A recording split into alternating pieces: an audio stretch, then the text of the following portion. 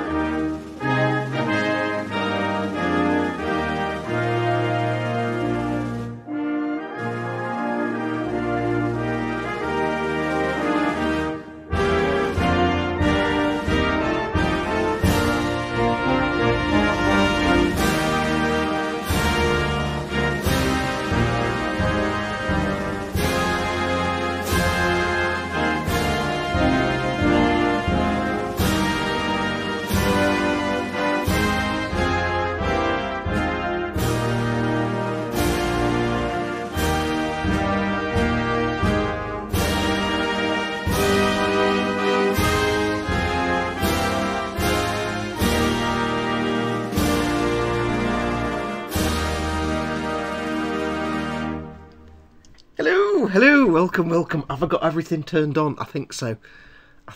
It's been a few weeks. I've forgotten everything. I've forgotten all the buttons to press and everything. Hey everyone, it is Fox from Model Making Guru here. Hello and welcome to Warhammer Sundays.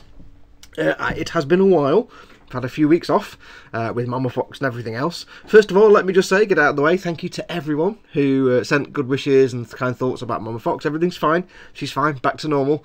She's sitting downstairs playing on her Xbox, eating big bowls of sweets. So everything's back to normal. But thank you to everybody who sent their best wishes and kind regards. It's very kind of you. And Mama Fox says thank you too. But we're back to normal now, so let's get cracking on with the Warhammer Sundays. If you've never seen one of these before, I know there's a couple of you in the chat there that said you've never been here before, I will let you know what's going on. This is Warhammer Sundays.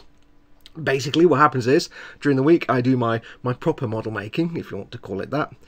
Then on a Sunday, it's basically just on a Saturday and Sunday, I do my Warhammer stuff. I'm building my army, the unending forces of the Holy Contrivance, which is a Mobile Suit Gundam Principality of Zeon themed army. Yes. And I've done a few bits so far, but that's what I tend to work on at the weekends. The weekends is my time. So I've got some plans. But on a Sunday, I'm sitting here doing some painting. I figured I may as well do a live stream. You guys can come and hang out in the chat.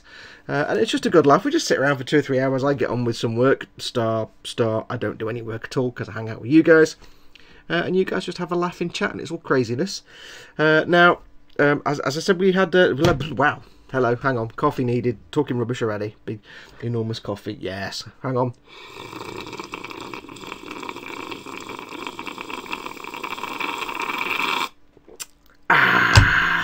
That's much better. Now I can talk not nonsense.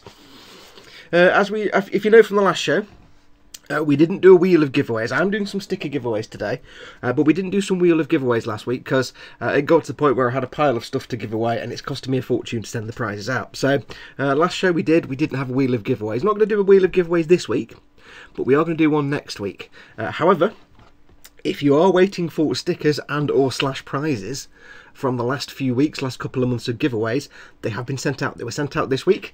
Got myself sorted out, so all the prizes have gone out and all the stickers that were waiting to go out have gone out. So some of you may have received them already, but basically all the prizes and all the stickers that were due to go out, they've all now gone out. I tend to leave them all towards the end of the month and send them all on bulk. So we had 3 or 4, I think we had 4 prizes to go out. They've all gone. And everything is on the way. William, who was one of the winners, I got your second address. Your parcel has been sent. William won one of the prizes and sent me a US redirect kind of postal box service thing because he's out of the country in armed forces. Thank you for your service. Even though I'm not American, I don't know why I said that. But it's generic anyway. General, thank you for your service to anyone in the armed services.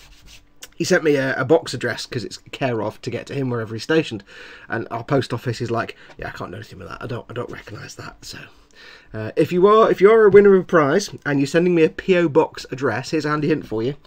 If I ever have to send you something and you give me a PO box address in the UK, I can only mail to UK post boxes. I can't mail to outside the UK post office boxes. So if you're outside the UK and you win something, I need to send you something, make sure to give me a proper address that I can send stuff to. But William, your prize is on the way. So all the prizes have gone out. Now, like I say, we're not doing a giveaway this week. We will do one next week because it'll have been payday by then and I can get stuff sorted out. What I'm going to do going forward, because it is costing me a bit of a fortune sending out these, especially when they're big massive prizes, and they're always, whenever one of you wins something, if you win a little thing, it's somebody in the UK that wins it. When you win a big massive model kit that's like a 3-foot long box, you're always in like Venezuela or the Arctic or space or somewhere, and it costs me a fortune. So what I'm going to do is just do one every other week, so I'm only having a couple to do each month, so I'm not spending a fortune sending prizes out to you. So we're not going to stop doing the wheel of giveaways, I'm just going to do it every couple of weeks. So not this week, but next week. As always, we'll do some sticker giveaways later on. So don't forget, of course, if you want a guaranteed sticker, you just need to either send, well, you need to answer the question correctly when we do them later on, or if you want to, you can send me an email with a question and answer to use in the sticker giveaway section. And if I read your question out and you use your question and answer, I will send you a sticker. Just make sure you send it to this address. Where's the thing? fox@modelmakingguru.com, new email address. Send it to this address here. Make sure to include your question, the answer to the question, obviously, because I don't know, your name and your address so I know where I'm sending a sticker to. And if I read your question out and use that, I'll send you a sticker. And tonight's stickers, we don't just have Model Making Guru, we have a gross model sticker and we have a scaly model sticker. Yes, we've got 3 stickers to give away today. So there we go. We'll do those later on. What else have we got? Catching up. Oh yes, don't forget, of course, we're still doing the Stream Boss Battle. Yes, it's been a few weeks. However, even though we've not been doing the show, when I turned my system on, within about a minute of me turning my streaming system on, 3 people subscribed on YouTube, and it took some of the health down. If you don't know what this is, the Stream Boss Battle, I'll quickly go over it before we get onto the proper show. Get all my blurb out of the way. This is Stream Boss Battle. Basically, one person is always the stream boss. It started off as me, and then Aviad Madar, who's the current stream boss, took me down, whooped my ass, took me off as stream boss, and he became stream boss. He started with 100,000 health. Now he's down to 80,134.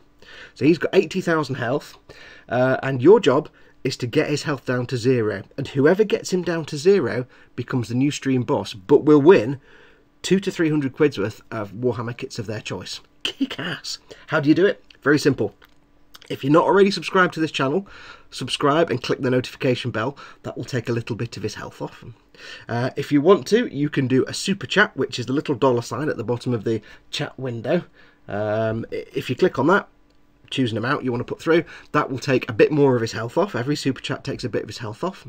And also, if you want to, you can do a tip through the tip jar, which is streamlabs.com/modelmakingguru.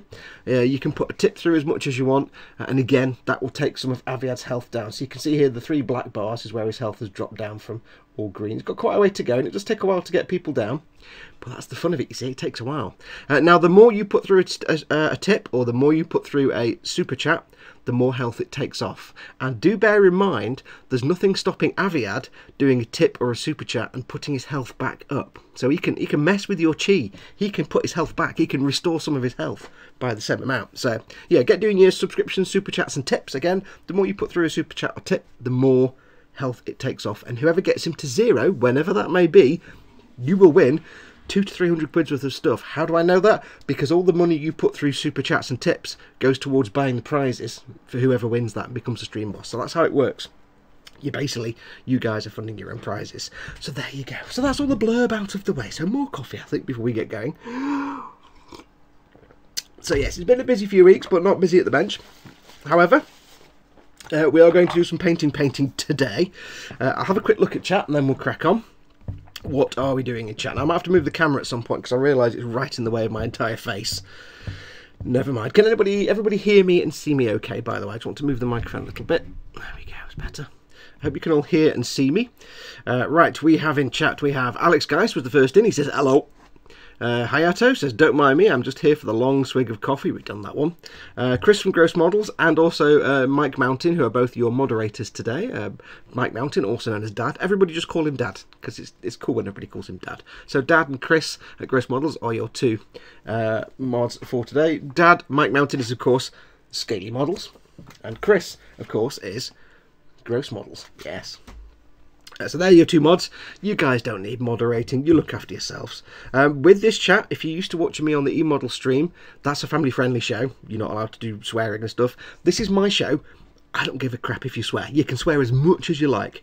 Do whatever language you want. Don't be no religion, no politics, and no really bad swears. But I don't mind a bit of hustle bustle in the chat. You're fine. I'm not going to kick anybody out for the odd rude word here and there. Just no politics, no religion, and no obvious trolling and nonsense like that. What else have we got? Mickle Pickle is in. William Rayborn, Ghost Lyle, Pineapple. Earl D is in. Nim Cinder in, and Roadkill Raker. We have, I've put the chat a long way away and it's really hard for me to see. Brilliant, well done. Carl at Making Models is in, welcome Carl. Spiddy Q8 is in, hey guys, he's forgiven me even though I've got a massive jar of instant coffee, he's forgiven me it seems. Who else do we have? Let's have a look. That's it so far I think. Oh no, more. Ryzern is in, welcome Ryzern. I haven't been able to watch live in a minute. Sentence doesn't make sense. I'll keep thinking about that one. Wayne Hayward is in. Osric 9000, all rise. Yes. Gaz Vickers, morning all. So Warhammer was it? Yes. Here, looking forward to my first time here. Welcome. It's a bit nuts. I'll probably be really boring because I'm painting, but everybody else in chat will keep you occupied. It is not. It can get nuts. Let's have a look. Who else have we got? Anybody else come in since then? Krista Pyro is in. Dave the Wise the Rum Gun. Dave the? No, not Dave the. Dave Wise the Rum Gun Barker. Afternoon all. Having a smoke break at work. Yay. Hey Dave. Welcome. We'll still be here by the time you get home. So do come and join in. We have James Lorimore is in. Welcome James. Jamie Bone. Welcome Jamie. Chris, you never grow up. No, he doesn't. No, nobody ever grows up. And that's us so far. That's us in the chat. So yes, apologies for the last few weeks, as I say, haven't really done a show because we haven't had a chance because obviously my Fox and everything, so we're back to it now, so let's get some stuff done. So big swig of coffee. Where am I up to with the unending forces of the Holy Contrivance? Well, when you last saw me, I was filming a how to do airbrush shading without using an airbrush on my Torox Prime, so I'm just going to carry on with that. I've not painted the figures yet, because I've still not decided fully what colours my Tempestus Scions are going to be. I'm thinking red. So I've not got the dudes painted yet. I've got all the other bits and bobs. Now it is going to be a grey vehicle, and thanks to, I can't remember who showed me a picture, but I think it might have been Mike Mountain showed me a picture of a particular design thing on somebody else's Torox that I'm totally going to steal. And I'll show you that when I do it. So I'm totally going to steal somebody else's artwork. I know. Hey, it doesn't really matter. It's just fun. But what I did in the last thing you saw of this was me doing the demonstration. You can see here of how to do sort of post-shading to simulate pre-shading without using an airbrush. And somebody said, that's not pre-shading, it's post-shading. I know. But I did the video aimed at people who wouldn't necessarily know what post-shading was. But they might know what pre-shading is. So I got some of this shading done with the grey. So I've got to do that all over the top. This was painted in Skaven Blight Dinge, brush painted in Skaven Blight Dinge. Then it was given a wash of Null Oil over the entire body, and then 2 or 3 coats or 2 coats of Null Oil on the bottom. And now what we want to do is bring that highlights back, because it's had its null wash and it's looking a bit scruffy and dirty. So I need to bring some of the lightness back now. For that, we're going to use two colours. We're going to use, where are we? Mechanicus Standard Grey and Dawnstone. So if you go onto my channel, there is a video how to pre-shade without using an airbrush. It's basically what I'm going to do now. So I'm not going to explain it too much, but it's basically how to bring back some highlights. It's post-shading to simulate pre-shading. Dad says, yep, it was me, Fox. Great artwork. Yes, he sent me a photograph and it had like a stripe here underneath this Aquila, and I'm totally going to steal that idea because it looked brilliant. We'll be in a bit later, says Dave. Brilliant. It's Gene Stealer Love Sunday. I haven't got any Gene Stealer stuff. I'm an Imperium. My benches. Oh yeah, somebody asks, what is everyone working on? So what is everyone working on? How is everybody? It's been a couple of weeks. How are you all? I'm going to have more coffee. How is everyone? What are you working on at the moment? What is on your bench and what is happening with it? Let's have a look. Although that was asked in chat. Making models. Carl says, Fox, did my stickers arrive? They did, Carl, and they've already gone out to people. And I sent all the stickers out. I sent out loads of yours and loads of Dad's. So, yep, got your stickers. They've all gone out now. They're all out there promoting your shizzle. Let's have a look. Dave says, I did, Dad. I think you're in a Lemsip-induced trance. I'm not sure what we're talking about here. I'm guessing then Dad has a bit of a cold. Ryzern says he's got half the tooth and claw box to pick up from his buddy today. So I'm guessing you're getting the Gene Stealers then, not the Space Puppies. I don't know, actually. Are you getting the Gene Stealers or are you getting the Space Puppies? Which one did your mate take and which one are you getting? Mike Mountain, Dad is working on the Drukhari Raider. Ah, you're getting hooked on the Warhammers now, aren't you, Dad? Yeah, Dad, who was never going to buy a Gundam, anything like that, who then bought a Gundam, and then before he could start his Gundam, his first Dadpla, ended up buying a Warhammers, and now he's stuck on the Warhammers now. Yeah. Chris from Gross Models, he has finished his tugs. He's building 2 tugs, hence his nickname, 2 tugs. In fact, everybody should just call him 2 tugs from now on. He's ready to start a new kit soon. Chris Aparo says, what is the difference between post and pre-shading? Pre-shading is where you would, for example, you might put a primer coat down. Let's say you do a white primer coat, and then you get your airbrush and you do some very fine black or very dark lines around all the recessed panel lines, around all edges of panels and things like that, where you want some shadow to be. You just paint little lines. So with an airbrush, of course, you're kind of painting along here. You might paint the square there and around the edge of this. You might paint inside these grills to make them darker. And then you go over with your base colour, like a grey. But you build it up in thin, misty coats so that in some areas, like the centre of panels, you have more paint and it looks grey. And you have less paint around the edges and it's darker. And because of the black or dark pre-shade lines that you put on there, they act as shadowing effects, so you get a dark shadow around the edge of panels. It's kind of doing the shadowing before you do the main coat, and then applying the main colour slowly in layers so you can maintain those shadows. If you just blap the colour on, you of course lose all your pre-shading. That's pre-shading. Post-shading is any way of doing that after you've already put the base colours down. So in this case, what I did was I primed it all black, then I brush painted it Skaven Blight Dinge, which is this German grey colour. And then I dry brushed Mechanicus Standard Grey and then Dawnstone just in the middle of panels, staying away from the edges, so that the dark Skaven Blight Dinge that had been darkened by a wash and null oil became the shadowing, and the highlight was in the middle. Now you can do that with airbrush or brush, it doesn't really matter. That's technically called post shading. You're adding the shading after you've applied your main base colour. Pre-shading is doing that before you've applied your main base colour. And if you're brush painting, if you don't have an airbrush, you can't really do pre-shading because you can't brush on. I couldn't brush on the Skaven Blight Dinge in such a way that I could have some areas that were more transparent. So the pre-shading is not an option when you're doing brush painting, not really, unless you use very careful glazes, but that would take forever.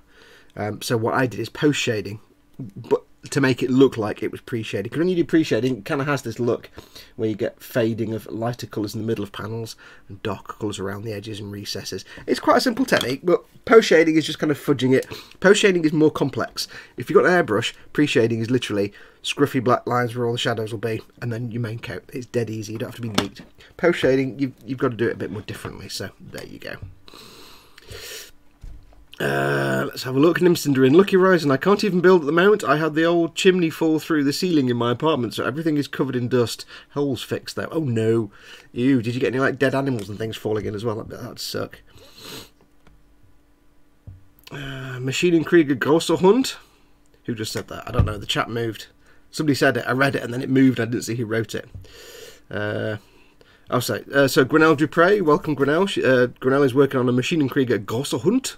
Das ist richtig. Ja, das ist richtig. Großer Hund. Yeah.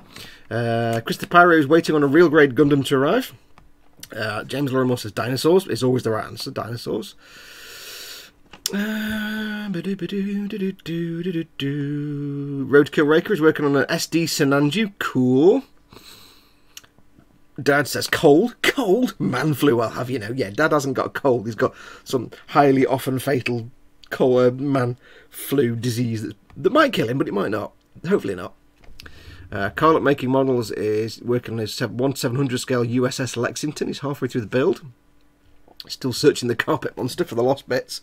I was making my yesterday only exclusive limited edition Space Marine yesterday that I got from the Warhammer store, and a bit pinged off, and I thought it had gone inside my clunky old IBM Model M keyboard, and I was like, oh, I can't take it apart, and it hadn't. I found it in the end, but yeah, the carpet monster nearly got an irreplaceable part, and I was like, oh, no. People are saying what they're working on. Alex Geist is working on his HG Moon Gundam and HG Crossbones Gundam. Jolly good. Ryzone says Space Wolves. I stopped playing NIDS a while back. Cool. Space Puppies always the winner. Dad says yeah, but that was Chris' fault this time, not yours, Fox. I've forgotten what we're talking about.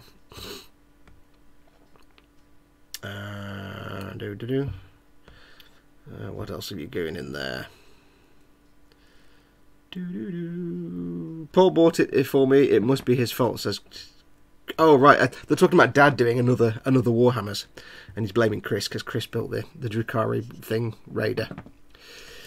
Wayne Hayward is painting Space Marines, building an RG RX-78-2 and a D'Agostini R2D2. Jolly good.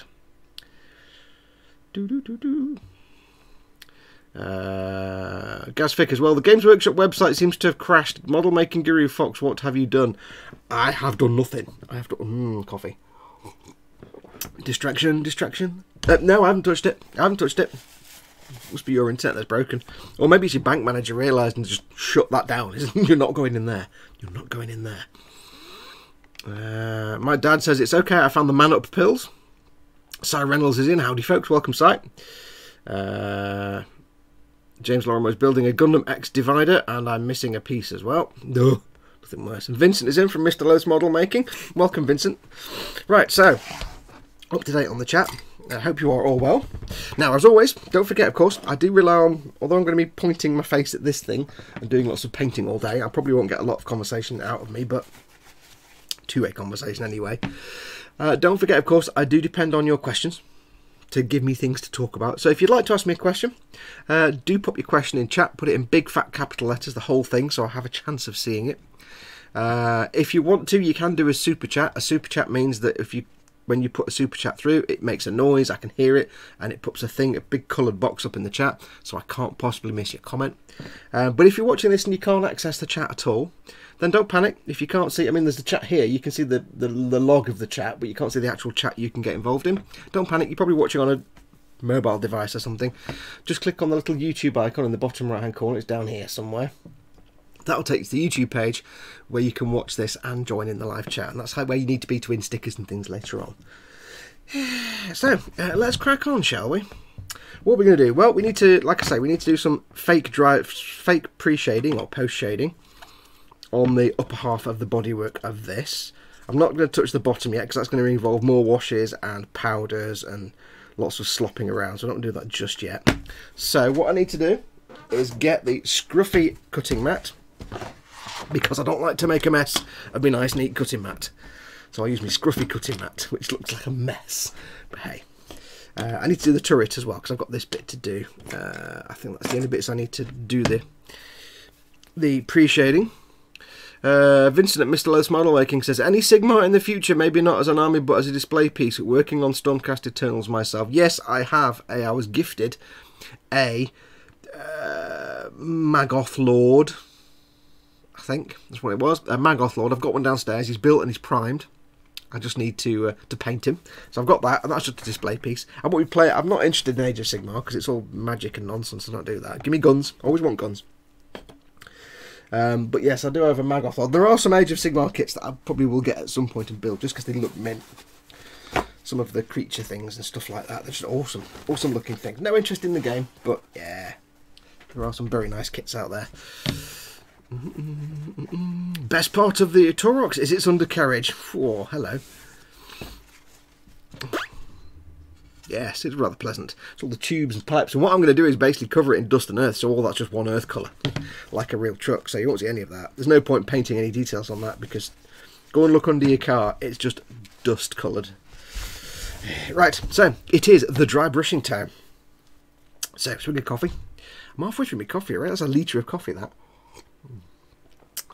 And what we shall do is crack on.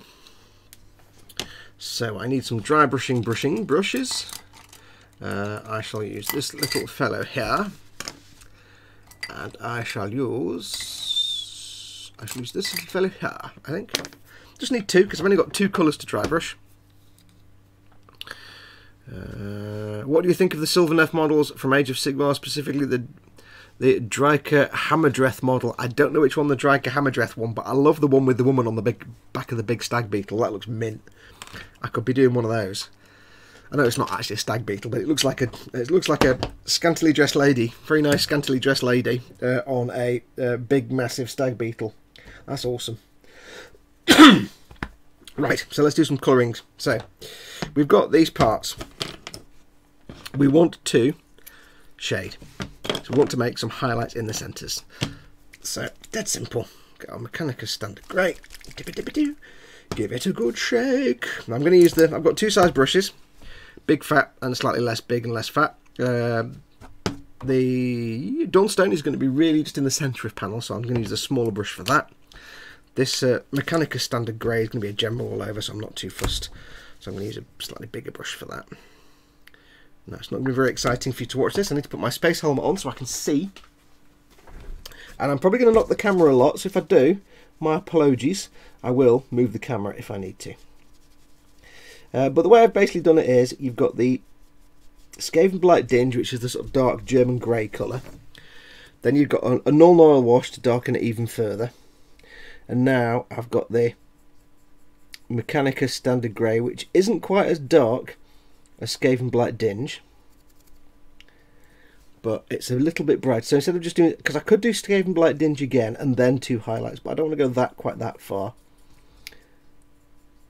And Mechanicus Standard Grey is like the next grey up, and it works quite nicely. And as always, I'm going to go in circular motion so I get some nice soft gradients and blends. And at this stage, it's just about getting highlights in the centre of panels and on edges, so that when you get to the edge of a panel, you've got a shadow there. That's really all I'm focusing on at the moment. Now this is proper looking down at the model time, so if you need to ask me a question, oh, you can email me as well if you don't have chat. But I meant to say, if you haven't got access to the chat and you want to ask me a question, you can just email me. I've got my email open. You're more than welcome. If you want to send me a question and answer for the giveaway section later on, then you'll need to email that to me. Just email me the question you want me to ask, the answer, obviously, because I'll need to know what the answer is, and please include your name and address, because I don't want to have to mail you and say thanks, what's your name and address. If I get a Q&A email but there's no name and address, I just won't use it.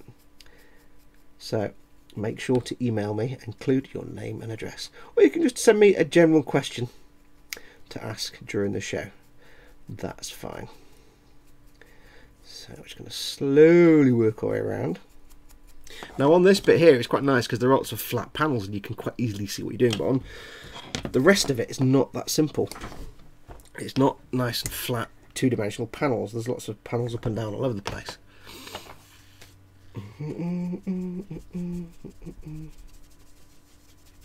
Yes, I might do some Age of Sigmar character kits later on. Move that out of the way. Character kits later on, because they are very nice, some of them. just as display pieces, so no interest in the actual game. So, but they are very nice.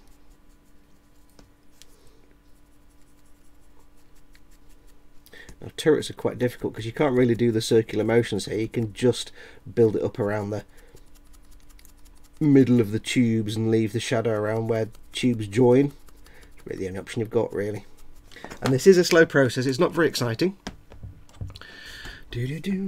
Chat seems to have stopped. Are you guys still chatting, or have you just stopped chatting? I don't know if there's a technical problem, so I'll just refresh the chat just to see. I think Jamie Bowen said flesh tones and everybody went quiet then, so yeah, everybody's having thoughts about flesh tones now and it killed the chat. Yeah. So when it comes to tubes like this, you really only got the option of working around the middle of the tube and leaving shadow towards the edge.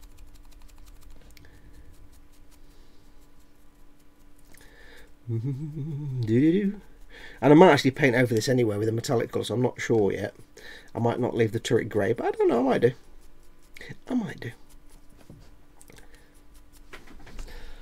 So, so what have I missed while I've been away? Not been away, but what have I missed while I've not been doing this show? Fill me in any gossip. Captain Weirdbeard says, good morning, welcome dude. What is chat, says Ryzern. You're in it, you've just used it. Yeah. I'll just read that comment in a moment.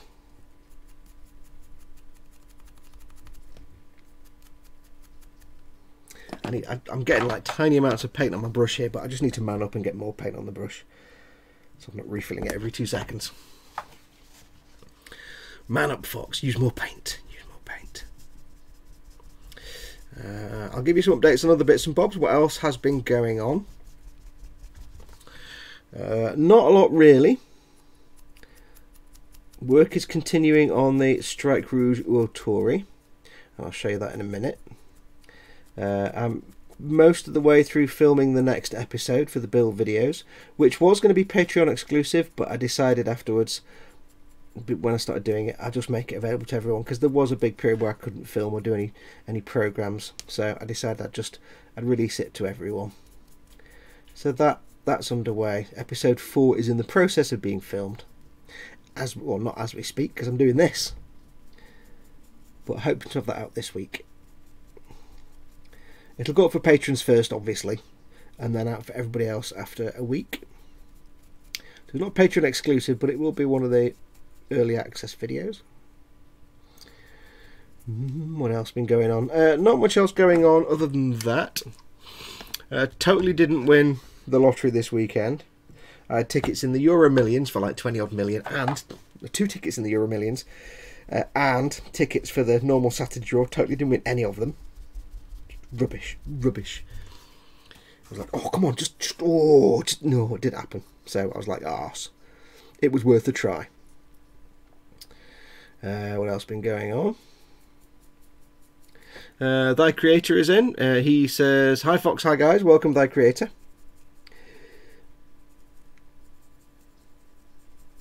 Where's the camera? There's the camera. I move the camera into a different place every time I film one of these, and then I never know where it is when I'm doing the next step, the next video. So yeah, if I go out of shot, just let me know in chat.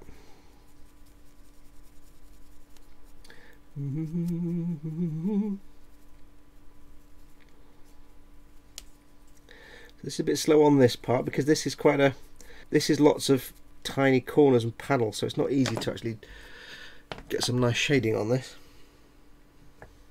But this is where it starts to look kind of German grey now, because the Scaven Black Ninja is a nice colour, but it's a kind of brown warm tone. This Mechanica Standard Grey is more of a kind of classic German grey tone. You notice, by the way, I'm getting some off on my hand. That's just to soften up what's there. It sounds really weird, but I like to kind of soften up and dry out the paint a little bit on the brush when I'm trying to get these kind of blends. Although you don't want much paint on the brush at all, I sometimes find drying it out a little bit when it's on the brush, what's left, does help a little bit with blends and fade. I don't have to worry about under here because you're not going to see that. But yeah, there's not a lot of stuff I can do on these. I'm not being too careful, I'm just getting it on there. I like some randomness. Randomness makes things look more natural and realistic.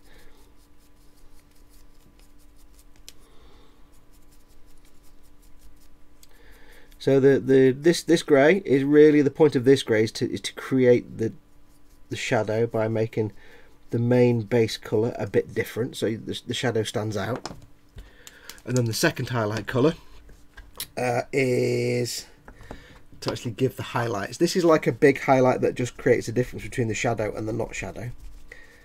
And then the second highlight is the one that actually creates the highlight, if that makes sense. You'll see when I do it. Like on this thing here. Let's see if I can zoom in a bit for you. This is where quality may drop when I do the zooming. Are we ready? Where's the zooming? Oh, is that all I can zoom? It's a bit rubbish, isn't it? That's all I can do to zoom in. Yeah. Sometimes you can zoom in a lot, and sometimes you can't zoom in much at all. So, focus on the interior of this hatch. In fact, now what I'll do is I'll show you on there properly. I'll go through it on the back door here, because you can see that better. I'll just get it done on here, and then you'll see that better. I'll talk you through it when we do that back hatch on the vehicle itself. What else has been going on? Nothing that I can think of that is of any great import. I totally didn't win the lottery. On that note, of course, seeing as I totally didn't win the lottery and therefore I'm not financially independent, if you would like to support this channel, here's how you can do that. This channel is my income, this is my livelihood. So if you would like to support this channel, you're more than welcome to help me out, keep the lights going. You can either become a Patreon supporter, help me on Patreon, I always get them mixed up. Become a patron on Patreon. I wish they weren't so similar words. It's patreon.com/model making guru. You can help me there with a sort of monthly, think of it as like a subscription, I suppose, but it's a monthly thing. You do as much or as little as you like, and for that you'll get various exclusive contents and rewards. There's a Patreon exclusive Discord and everything else, so have a look at that, see if you fancy any of that. There are exclusive rewards for patrons.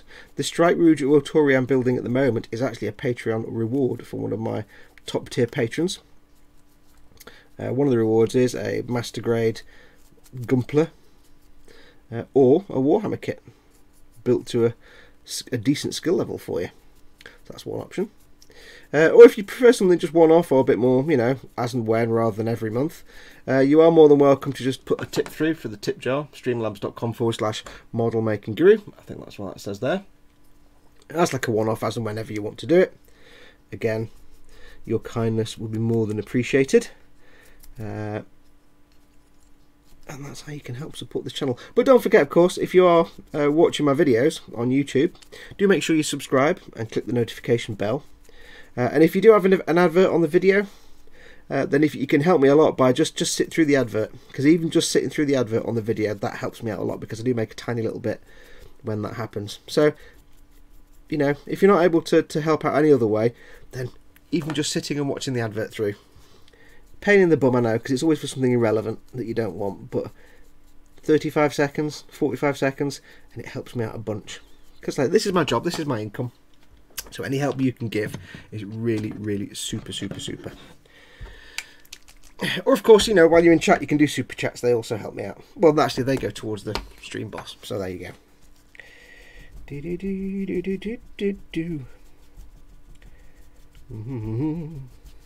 Bum bum bum bum. Don't know why I just did the Intel Inside thing. That's weird. Right. So what we're going to do here is, have I done this already? I might have done this already. I can't remember. It's been a few weeks. I may have already gone over these, but I'll do it again just to show you. So all I'm going to do is this big round door here. Focus on the inside of the circle of the round door. So staying away from the edges here and the edge down the middle. Now what this will do is when I painted this, I obviously brush painted the base colour.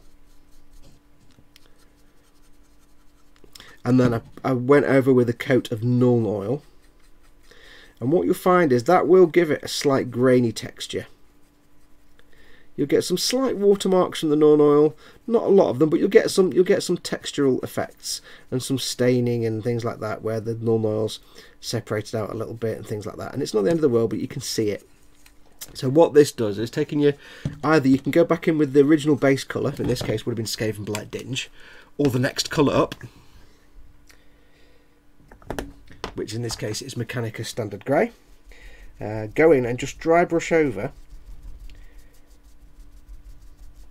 leaving recessed areas and edges in the darker colour, and it just smooths it all out. And if you're doing little circles like this, if you're dry brushing so there's almost nothing on the brush, dry out the paint a little bit on the back of your hand, just a touch, and then go in like this and just do your little circles, always with the little circles, build it up slowly. It will smooth out and hide any little watermarks from the if you've used a shade, or even if you've used like a wash or an ink or anything like that. You'll sometimes get little brush marks and watermarks, little tide marks, no matter how good you try to be. It just hides all those and blends it all in a little bit. I think I've already been out. I must have gone over this, but really roughly to get the edges. I don't know, it just looks like I have, but I can't remember. It's been a couple of weeks. So what we're going to do now, there aren't that many big flat open panels on the actual fuselage of the vehicle. Fuselage, that's not the right word, that's a plain word. That's not the plain word. That's a plain word. I don't want the word fuselage. On the body, the hull, there we go. This panel here, for example, I can get a nice big highlight in the middle. So again, little circles, 45 degrees. These little angled chisel brushes are great for this because you can get the brush like that and kind of do little circles. Just very gently, I'm not putting on any pressure, very gently trying to work it into the middle there and trying to stay away from the edge. Now, like I said, I did put a video up a couple of weeks ago, so go and have a look on my channel. It's probably the second video from down if you go into videos. It's also in playlists. If you go to the how-to playlist, it'll be in there. How to pre-shade without an airbrush. And I know it's not pre-shading. Somebody said it's not pre-shading. I know it's not, but somebody might know what pre-shading is. Not everybody knows what post-shading is. So there we go. So I'm going to work in the middle of these panels, and that gives you a proper, more easy to see what I'm doing view of how to do this, because it's when I did the roof, I did it then, so you can see a bit better, rather than this live stream pokey ropey camera view. So there you go. I don't know if it comes out on camera, but that's now got a little bit lighter shade in the middle, but I've still got the shadow around the edge, and I've still got a bit of shadow around the aquila at the top, which is fine. Now you don't need to do this. You don't need to do this at all. If you want to, you can just do a traditional dry brush, which is where you just do back and forth like that to pick up the edges, and you can do that. There's nothing wrong with that at all. It just gives a different look. But I find that when you do that with the dry brush, just to hit the edges and sort of corners, it tends to look like it's just been dry brushed. Whereas if you do this, and you can do this either just by itself, or you can do this as well as a traditional dry brush. I think I've already done a flicky dry brush on this. If you do this method where you're really trying to go on the middle of panels and do little circles, it just gives it a bit more depth, and it looks like it starts to look like you've had an airbrush over it and you've done some kind of pre-shading on here. Not massively, but it has that suggestion, rather than just being flat colours. I think I have done this bit already, to be honest. Doesn't hurt to do more. It just makes it look a bit more interesting than just like it's grey and you've done some edges. But of course, doing the flicky backwards and forwards dry brush, the Sun Edge highlight dry brush like that doesn't pick out or doesn't blend away any watermarks or anything left by your shade or your dark washes. So keep that in mind. You can always combine different methods as well. Okay, so I'm thinking I've actually done this bit already, so we'll just go over a little bit. I think really all we need to do on here now is some highlights, the second highlights. So I shall do those. A little bit of blending. It's bad though when you've not worked on something for a couple of weeks and you come back and you can't remember where you got up to. It's like, how far did I get? Did I do this bit? Did I not do this bit? I really can't remember. Yeah, I think I've already been over these areas. Right, so I think I have. So what we'll do, I shall rinse that brush off. I shall have a look at the chat for a moment, and we'll do the next highlight coat.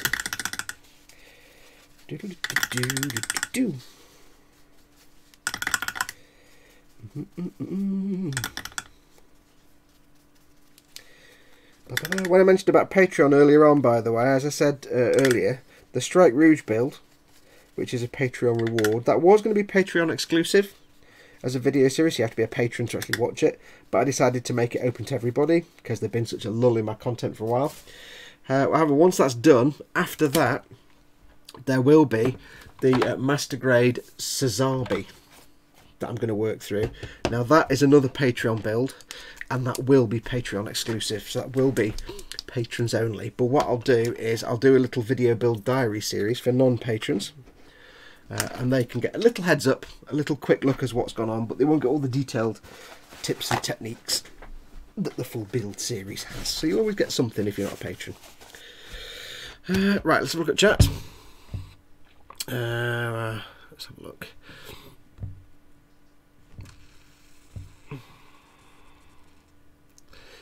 I'm helping my youngest daughter with maths so she can become a scientist, says James Longmore. Kick ass. Science. Teach your... If you've got kids, if you've got very young children, here's my advice to you. If you've got very young children, teach them science, teach them maths, teach them physics, teach them chemistry, biology. Get them interested in science and nature and all that stuff. Just make their scientific mind blossom, because when they're young, they'll accept anything. They'll learn all kinds of things. And before they become a bit older and get stuck in all the nonsense that adulthood brings, where, you know, let's be honest, some countries have a high degree of scientific illiteracy. If you've got a kid, instill science into that child from a very young age, is what I'm trying to say. Because science is the future. That's all I'm going to say about it. Science is the future. Religious nonsense doesn't benefit society in any way, shape or form, but teaching your child science will bring benefits to society later on down the line. I was reading chat, wasn't I? The Mega Millions lottery in the US is up to 1.6 billion. Yes, I saw that the other day, and that's what made me go and do my lottery tickets. I'm in the UK. Yeah, if you win $1.6 billion, it works out to about $370 million after all taxes and state, depending on where you are, state tax and national other tax and stuff. Comes up about $350 to $400 million.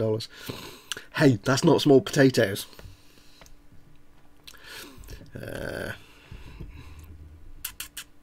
Making models. You can enter the Mega Millions lottery in the UK, Dad.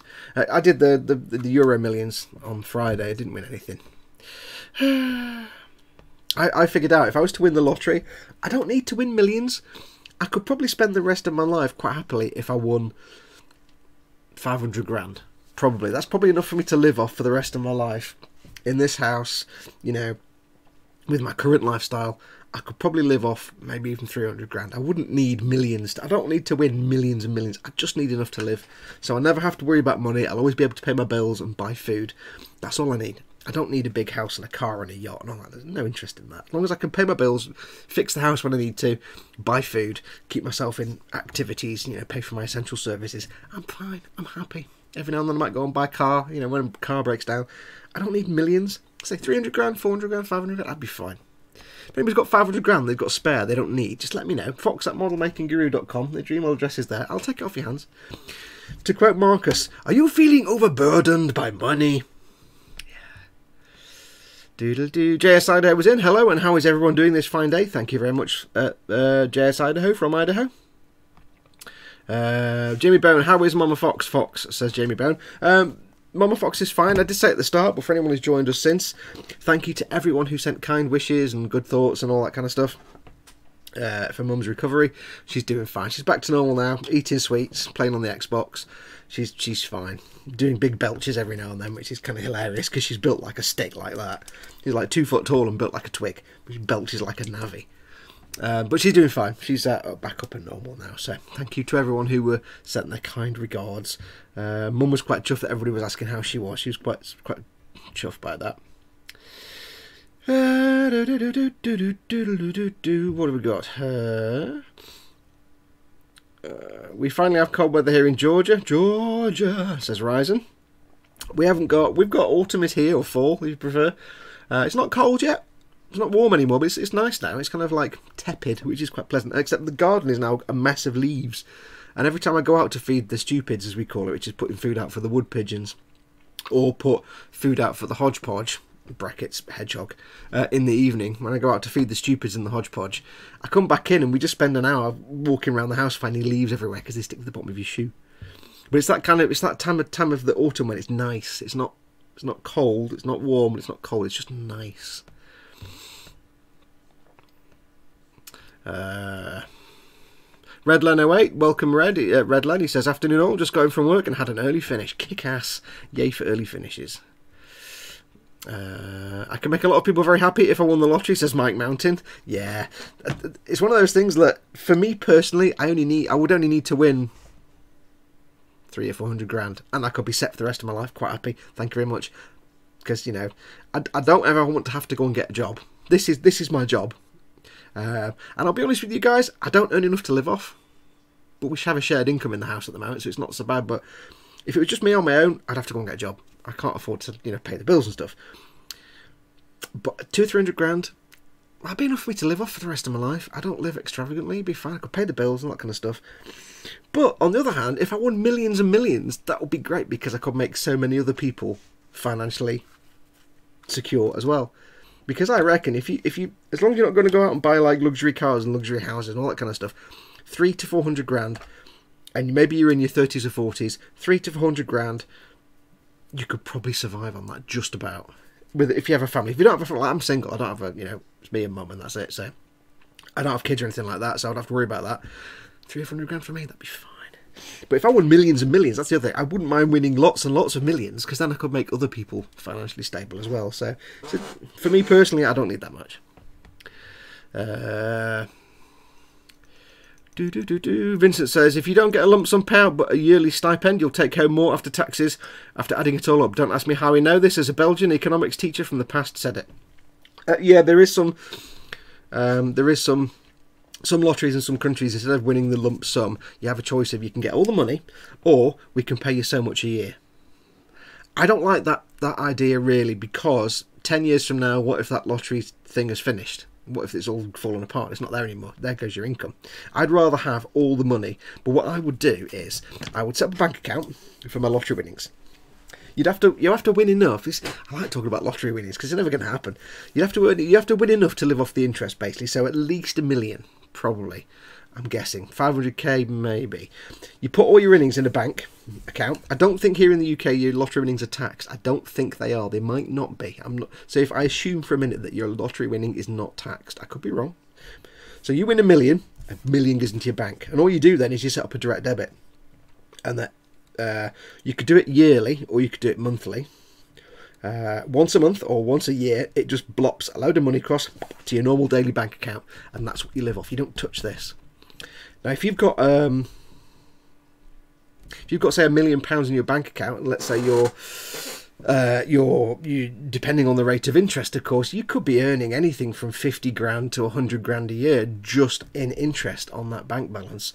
So it'd be very easy to sort of live off a little bit for a year, and then after the first year, when you get your first interest payment, just have the interest payment transferred to your real bank account, and you can live off that. And this just sits there. See, that's how I do it. That's how I do it. And then what I'd do is I go out and buy the biggest yacht, and I'd have no money left. And I'd just buy entire Games Workshop store, basically. Yeah, it wouldn't work. William Rayborn says it's 35% to the feds. Yeah, depending on where you are in the US, if you win the lottery, some places you just get federal taxes, and some places you get federal taxes and state taxes. I think if I read somewhere, California, there's no state tax on income like that. I think it's California. Vincent says it's still tens of millions a year payout, so I'd risk it, to be honest. Besides, I believe the winnings are logged into a fund that the lottery can't touch anymore. I don't know how it works. No one lives long, might as well just get it all out and give some to a good cause. Yeah, there's always that. You'd also give some to a good cause. I think all of us would do that. We'd all have different good causes, of course. A horse is a horse, of course, and no one can talk to a horse, of course, unless, of course, that is the horse, the wonderful Mr. Ed. I had to change the tune a bit there. I don't know where that just came from. Right, we're going to go in with some Dawnstone and get some work done, Fox, you lazy git. Go with some Dawnstone. We've got the smaller dry brush. And for this, we are doing the tiny centre of panels. Just the centre of panels now. The real centre, because this is your highlight. And all we're going to do here is just really gently. I've taken quite a lot off here. Really gently work it into this. I'm not bothered about this handrail handle because that'll be painted a different colour anyway. Now this is where it will take a while to build this colour up. Was that a bit of a handbrake turn for you? Suddenly going from talking about the lottery animatedly to dry brushing. Yeah. The thing is, I've dreamt about winning the lottery so many times that I kind of know exactly what it would feel like, even though it's never happened. I did win a few grand once, and that was in 2 or 3 grand, and that was years and years ago. It's part of a syndicate.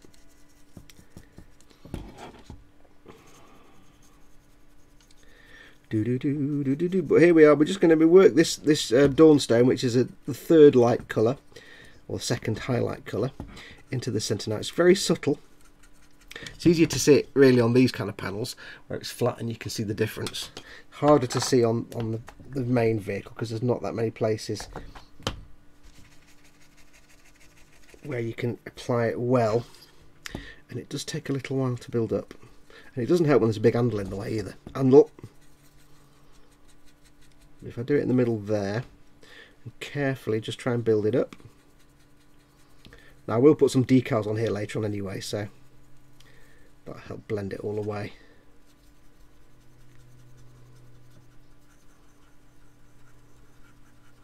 And I'll probably do some other weathering as well. So again, don't worry too much if you're doing this and you've got some there's little tide marks there from Null Oil, and there's a few little brush marks here and there. Not brush marks, but you can see I've used a brush, not airbrushed it.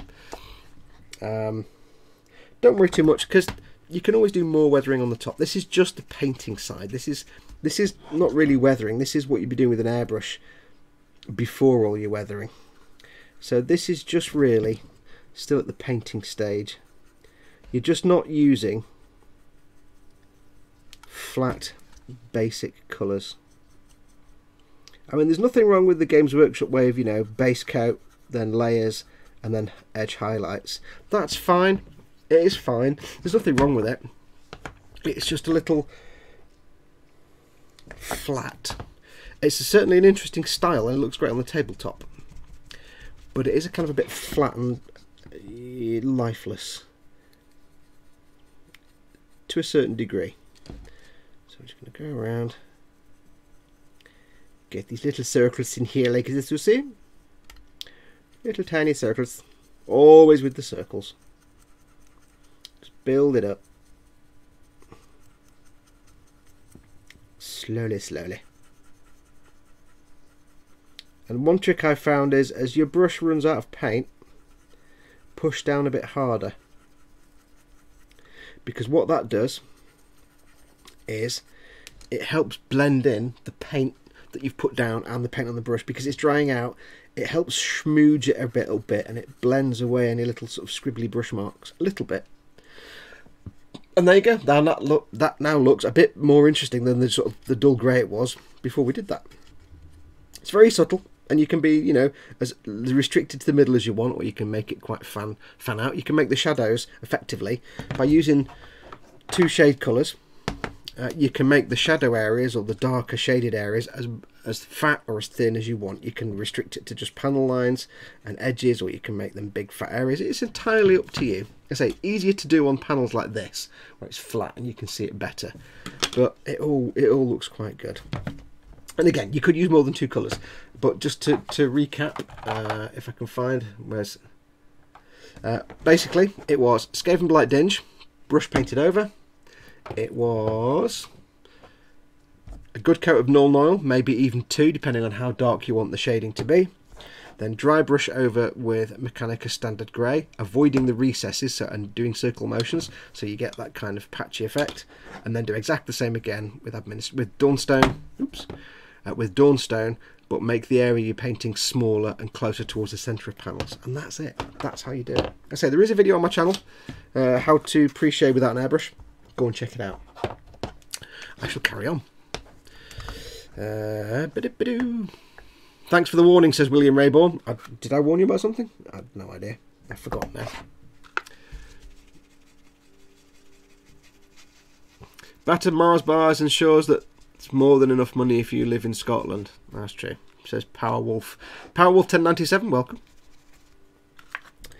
Yeah, so I've imagined winning the lottery so many times that I can kind of almost...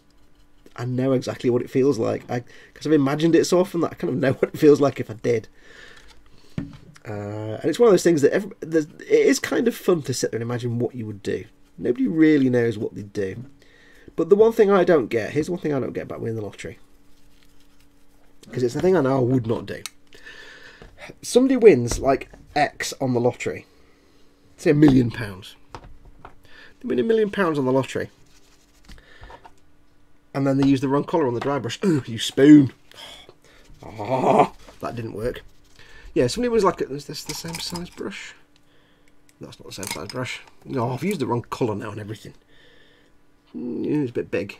I've got a small dry brush about the same size. No, I'll just have to work it through. Yeah, somebody wins an amount, like they win £1 million on the lottery. And then what they do is they go, oh my god, I've got all the money in the world, and they spend it all. They go and buy the big house and the big car, and before you know it, they spent it all. And it's gone, and they're back to having to go and get a job and live in a normal humdrum life when they could have spent the rest of their life never having to work ever again and never having to worry about money. And it's like, you don't need to be like stingy and responsible when you win the lottery, but also don't be a spoon. Because I know if I won the lottery, I wouldn't need to buy a big house. I wouldn't need to buy a big car. I'm not going to replace the Foxmobile till it falls apart and can't work anymore. Then I'll get, you know, get something I want. But it's like, I don't know. I wouldn't need to buy a house. I guess I'm lucky in that way. I need to do this house up. But I don't know. People, they win an amount and then they just spend it all. They live to within that amount. And it's like, you know what, if you just carried on the way you were, that money could have lasted you for years. But you suddenly upped your lifestyle to meet the amount you've just won, and it goes. So what would I do if I won the lottery? I would. What would I do? I wouldn't buy a new car. I don't need one. However, it does mean that when it came to buying a new car, I know exactly what I would want. Here's what I would want. One day. And of course, if I win like £1 million, I can save up for it. But what would I do? Well, I wouldn't need to buy a big house because I can stay here. This house is absolutely fine. Needs a bit of work, but it means I've got the money now to have the house done up. I wouldn't need to buy a new car, but one day I would need to. But I wouldn't buy a new one. What I would do, because I could afford it, is I will go to I would buy a Mark III Cortina, Coke bottle curves, that's in good nick, and I would take it to a specialist and I would say, I want you to restore this Mark III Cortina to factory condition. However, I also want you to replace the engine with a modern engine, and anything mechanical that needs to be upgraded to match that. But the physical interior and the bodywork and the non-mechanical stuff, that needs to be original or reproduced to look original. So I basically have a Mark III Cortina with fully repaired bodywork that was also rust-proofed and everything else. I would have a modern engine in it that would last me for years and years and years, modern drivetrain, everything else.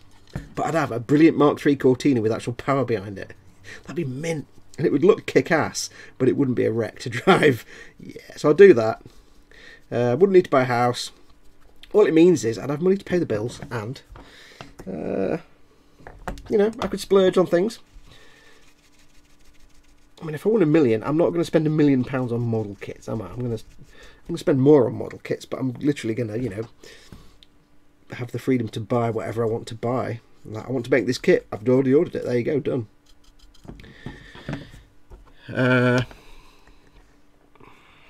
Krista Parrow says, so a classic car, but with none of the problems of having a classic car. Yes, it'd be a Ford Cortina, but without the crappy Ford Cortina engine, and without the... I mean, the interior would be exactly the same. I'd probably get like a modern heating system installed, and have a windscreen hooked in somehow so it was heated, and that kind of thing, you know. I want all the modern conveniences, but I want the old car. What was I talking about? I was in the middle of talking about something. I have forgotten. Just talking about winning the lottery is one of those conversations that everyone kind of loves to have.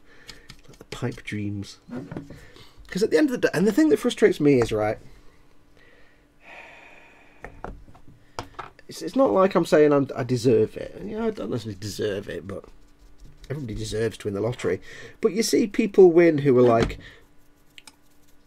mouth-breathing chavs that don't benefit society in any way, and they're, you know, they're just scroats, and they're going to waste it on alcohol and drink and shit, and they don't benefit. You know, society wouldn't be worse off if they suddenly vanished, kind of people. You know what I mean. And yet they win all the time. And then there's, I'm not saying I'm a saint, but you know, I'd help charities. I'd do this to help people that I'm doing now. I'd still keep doing this because it helps people. It gives people enjoyment. But, you know, it's always people that just don't give anything back that win. It's like, oh.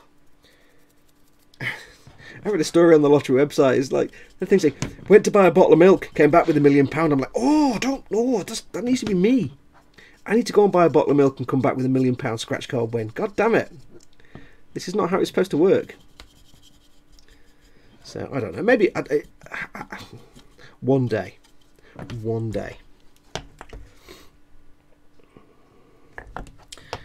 I'm not a religious man. I have no faith in, you know, no religious beliefs or anything like that. But there is something about the universe that seems to work to my benefit, and it's kind of hard to explain. But imagine it's not Lady Luck, but imagine it as like there's something in the universe that kind of conspires that whenever I'm in a tough situation, something happens to get me out of it. And not always something I do. Sometimes it's just something I do, but sometimes it's events conspire to relieve me of the problem. Like, you know, it might be I've got to go somewhere that I don't really want to go, and suddenly I have a flat tyre on my car for no reason at all, and I can't get it repaired in time. It's happened in the past. I've been like, I don't want to go to this place, I don't do this, and suddenly there's like 3 flat tyres on my car that I can't afford to fix for another 2 weeks, so I can't go there. I can't go to where I didn't want to go anyway. Or, you know, I've made a decision and it might have bad consequences or it might have good consequences, but it usually seems to turn out that it works out okay. There's something that conspires to help me out when I need it. I don't know what that is. It's not God or anything like that. I have no belief in God or religion or anything like that, so it's not that. That's just nonsense. But it's just weird. So I like to think there's something out there that looks out for me and conspires for things to happen in my favour, apart from when it comes to the lottery. Mickle Pickle says, got to run. Later, everybody. Thank you very much for coming in, Mickle Pickle. See you later. Yeah, apart from when it comes to money or to the lottery. Because, yeah, that hasn't been answered yet. No matter how much I ask, that one hasn't happened. Yeah. So if I'm more inclined to believe this, the universe is a simulation, and somehow the simulation is working to my benefit, apart from when it comes to me actually just winning the lottery. That bit hasn't been programmed yet, and I'm like, oh, give me a break, man. Give me a break. Diddle, diddle, diddle, diddle. I shall have a look at... Oh, George Gabriel's in. Welcome, George. Talking about your Cesabi earlier. That's what I'm talking about.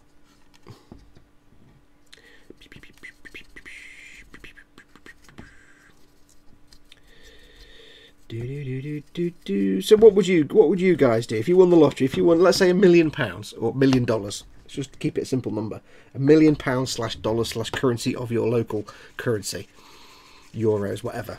What would you do with it? What would your plan be? We've all sat there and had this conversation in our minds. Don't deny it. We've all sat there and either had the conversation with colleagues or we've had the thought experiment in our minds. We all know exactly what we'd plan to do with the money. So spill it in the chat. What's your big plan? If you won the lottery, if you won the moolah, what's your plan? So with me, it's a Mark III Cortina, modern spec. Have the house done up, and then be free for the rest of my life because I never have to worry about money ever again. Carry on the way I am. I mean, it might be that suddenly I'll tell you one thing I would do. If I won like a significant amount of money, the first thing I would do is I would turn Patreon off. I would refund all my patrons everything they've paid, because, you know, I don't need to just depend on Patreon anymore. I'd refund them everything to say thank you for their support when I needed it. I would demonetize all my videos and get rid of adverts, and then I'd just carry on. It might be that I don't do as many videos, but it would be the case that I could suddenly be free of having to do videos on subjects that maybe I don't want to do, because I could be like, it doesn't matter, I don't care if I'm not monetized, don't care, I don't need the money, so I can make whatever I want. I'd have the freedom to make whatever I wanted to make because I wanted to make it. And I'm not complaining, you know, I'm always having fun, but there are times when I'm making stuff and I'm like, I really don't want to make this anymore. But I have to consider, you know, what do people want to watch? Clicks and views are important when you're living off your income. And then in terms of models, yeah, I just mean I can't make more models than I can physically make anyway.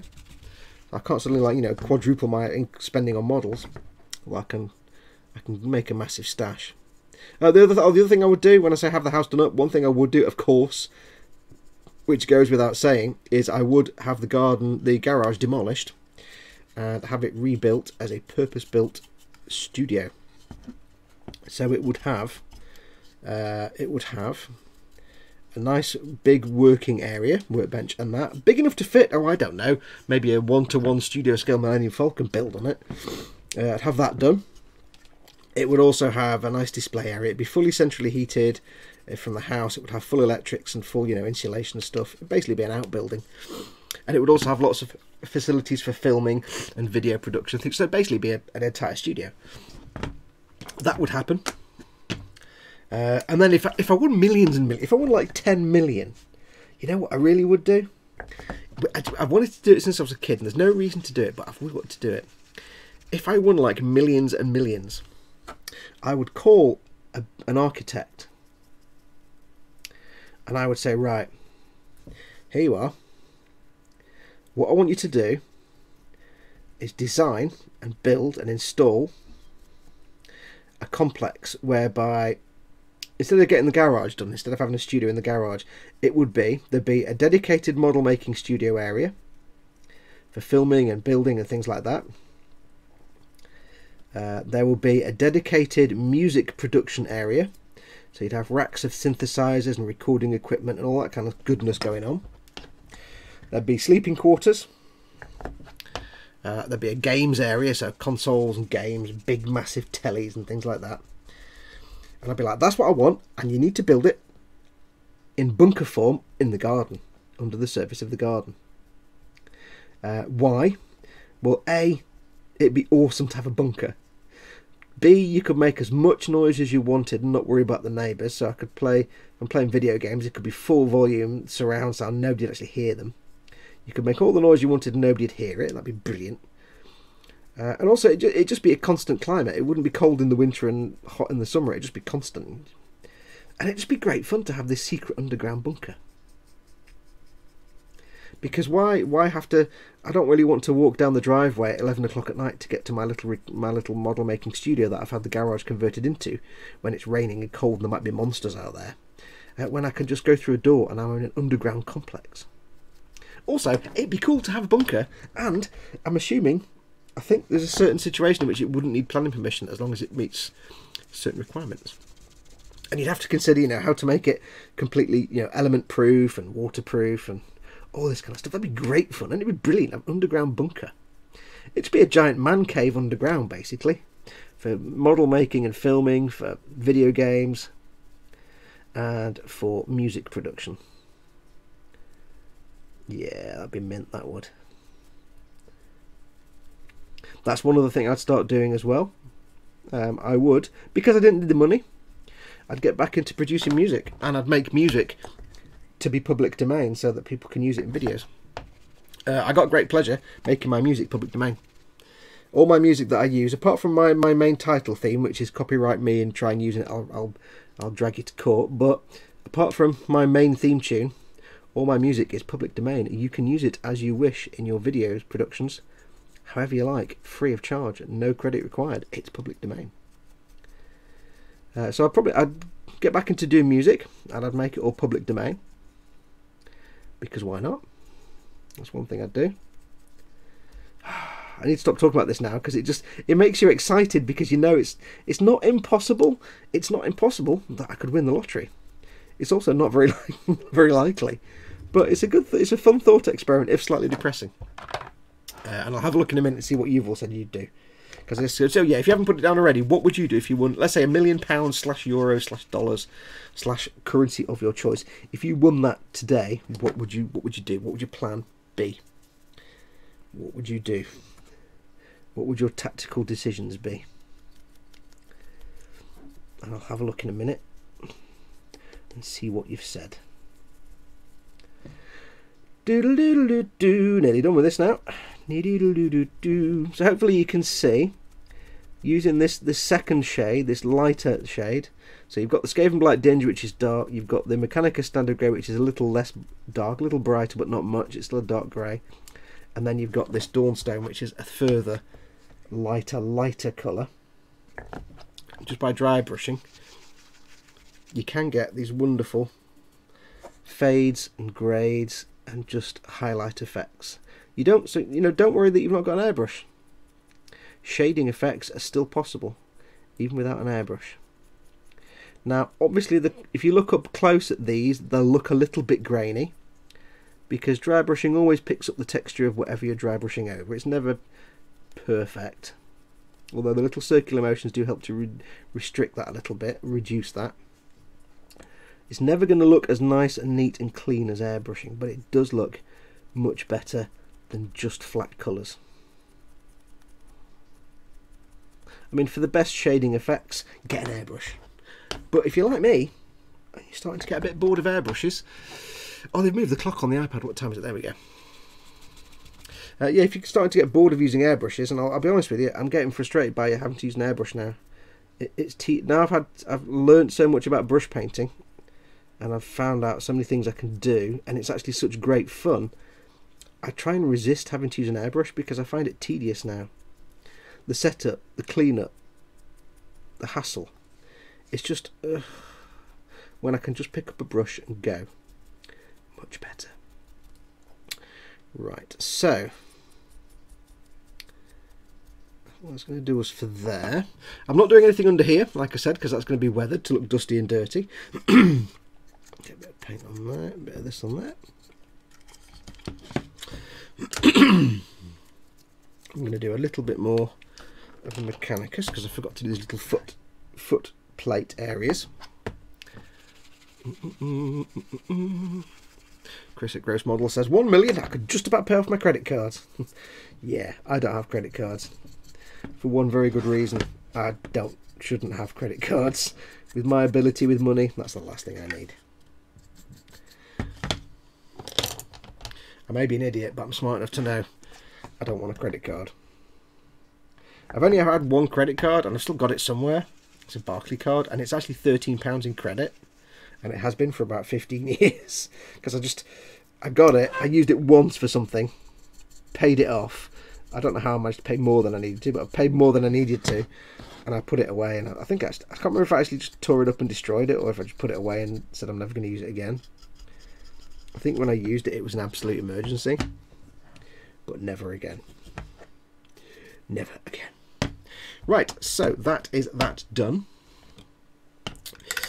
Now I do need to do similar dry brushing on the interior, but I need my dry brushes to dry out now, so I can't do that yet. So what I'm going to do is I'm going to get these rinsed off very quickly, not clean, but just rinsed off. Have a look at the chat, do some stickery giveaways, and then have a think about what we can do next. If you didn't hear at the start, by the way, I'm not doing a wheel of giveaways this week.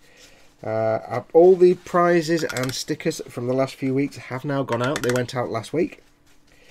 But what I'm going to start doing is, because it is costing me quite a bit of money to send out the prizes every month. I do it usually once a month. It's costing me a small fortune. So what I'm going to start doing is just doing the wheel of giveaways once every other week. So a couple of times a month. So that way I'm not sending out, especially because they're all getting to the big boxes now, and it's like, yeah, they're expensive to ship, so it's not cheap. So we're not doing this, we'll do it next week. But we will do some sticker giveaways. Right, let's see what people have said about what they would do if they won the lottery.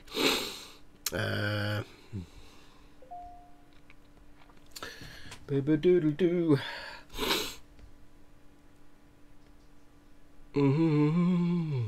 Let's have a look.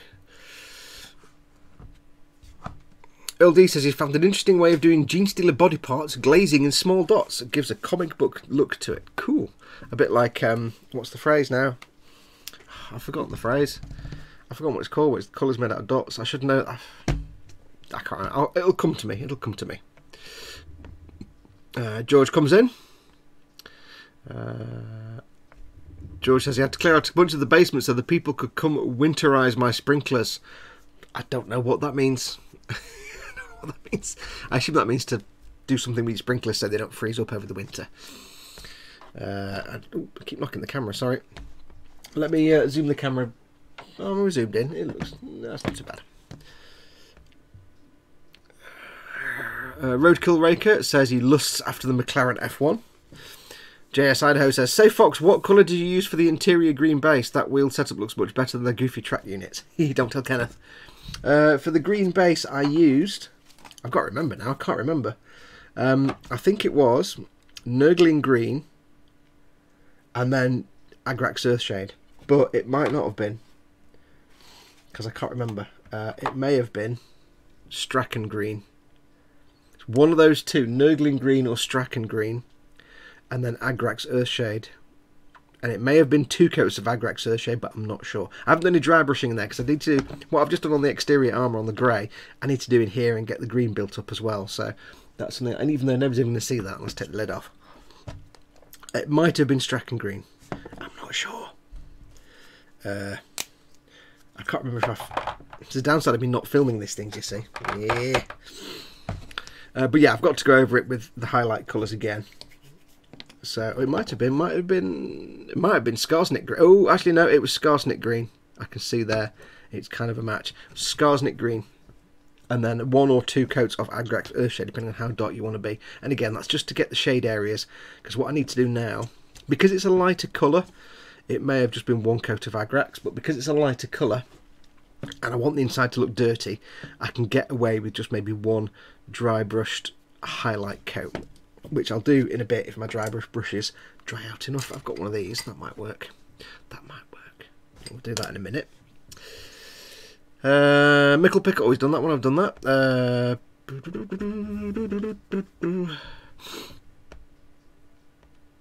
With $1 million, I would pay off my house, then go back to work the next day. Lol, says George Gabriel. Why would you go back? Unless you enjoy... See, I've never enjoyed any job I've ever had apart from this, so I can't see that myself. Chris the Parrot would build a very nice computer, buy a few models, and then probably save the rest. Captain Weirdbeard says he would buy a home and put a college fund forward for his kid. Network Noob, did he mention anything about Conquest? What's going on with that? Oh, yes, I have issues 1 to 6. So I ordered from issue 4, and they sent me 4, 5, and 6. I don't know why they just didn't send me 4, and then the next one will be 5, 6, 7, 8. But there you go. So I've got 4, 5, and 6.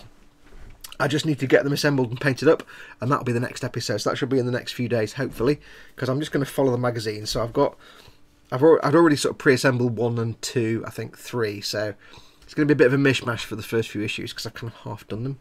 But yes, I've got 4, 5 and 6 in a pile behind me. Let's have a look.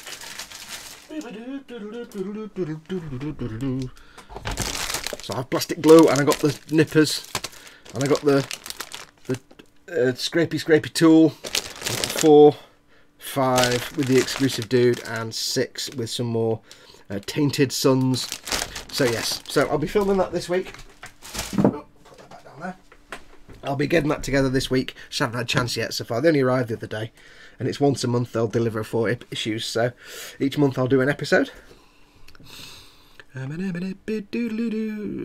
Chapman will buy a big mansion and a Shelby Mustang and then put the rest in the bank with interest on it.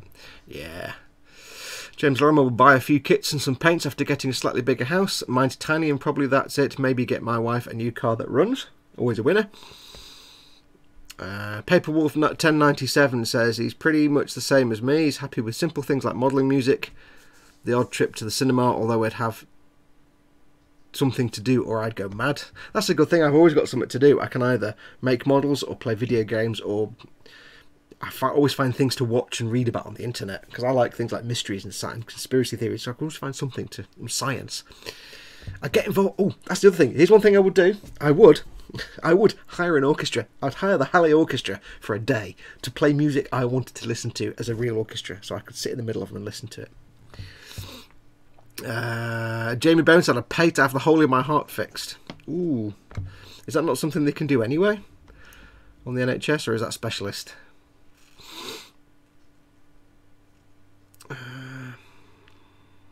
You could quadruple your spending on every modelling supply you could imagine, though, to improve the kits that you did buy. Every serious modeller has an ever-growing supply of tools and paints. Says Power Wolf. I said Paper Wolf before, it's Power Wolf. Power Wolf 1097, and then he's got arms up like that. Room for the Falcon, says Chris. Yes. Scott Sutherland's in. Welcome, Scott, from Orkney. How is it in Orkney today? You getting the wind and the rain and the wind and the rain, or the wind and the rain? JS Hideout. Also, I would be hard-pressed not to get a 1969 Hemi Charger. I would actually be exactly the same, but I'd need to get it in the lime green with the black stripes down the side, the segmented black stripes. Oh, that'd be nice. Oh, yeah. Hemi Cuda, I'd get. Wouldn't get a Charger, I'd get a Hemi Cuda. Hemi Cuda. Oh, yeah, that'd be nice. Lime green. Little segmented stripe down the thing like that. Just, oh, yeah. I remember the first time. That's always been my dream muscle car. Plymouth Hemi Cuda in the lime green, and I actually went to a car show and they had in front of me, I walked in and there was like right there, lime green Plymouth Hemi Cuda with the air grabber on the bonnet that said air grabber and the black stripe that broke up into little mini black. It's kind of, the black stripe is kind of like that effect there. It goes up the car and then along and breaks into little segments like I may have had a bit of a trouser moment when I saw that for in real life. I'm like, oh. Carl says he would do something similar to that, but he would include a modelling store and a workshop where several people could build together. Oh, that's the other thing I thought about. Yes, thank you for reminding me, because that's one thing I thought about. I would buy a shop round the corner from me, and I would make it. If I didn't do my garage as my workshop, I'd buy a shop premises, and I'd make that my workshop, but people can come in and just use the facilities. And I'd film in there, and it'd have workbenches with enough for people and they can come, and there'll be tables to play games. I'd do that as well. I forgot. That's one little thought experiment I had. All the local shops that are around the corner from me, I'd just buy one, because half of them aren't used. Chat's moved.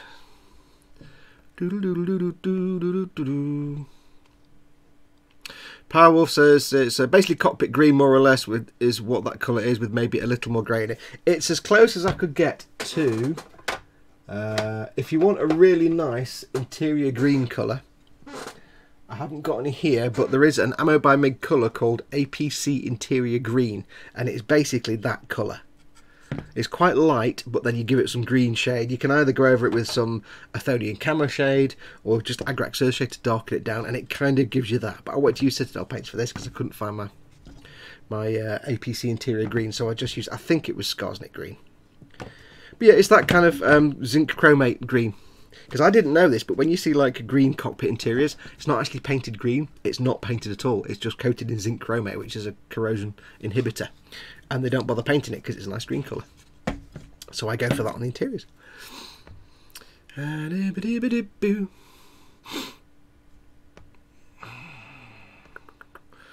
Jamie Brown says the NHS doesn't have the funds to do it. Ah, that's a bit rubbish. So yes, you get your heart sorted out. George Gabriel will get a Plymouth Roadrunner Superbird with the 6 foot tall spoiler on the back and the NASCAR nose cone. Yeah, I might get one of them as well. Oh yeah, Plymouth Superbird. Oh yeah. Aviad Madar, freaking work, missed half the stream and evening everyone. Hey Aviad. You not missed much. We're all talking about what we do if we win the lottery. Somebody mentioned the lottery and now we're all just imagining what it's be like to be rich.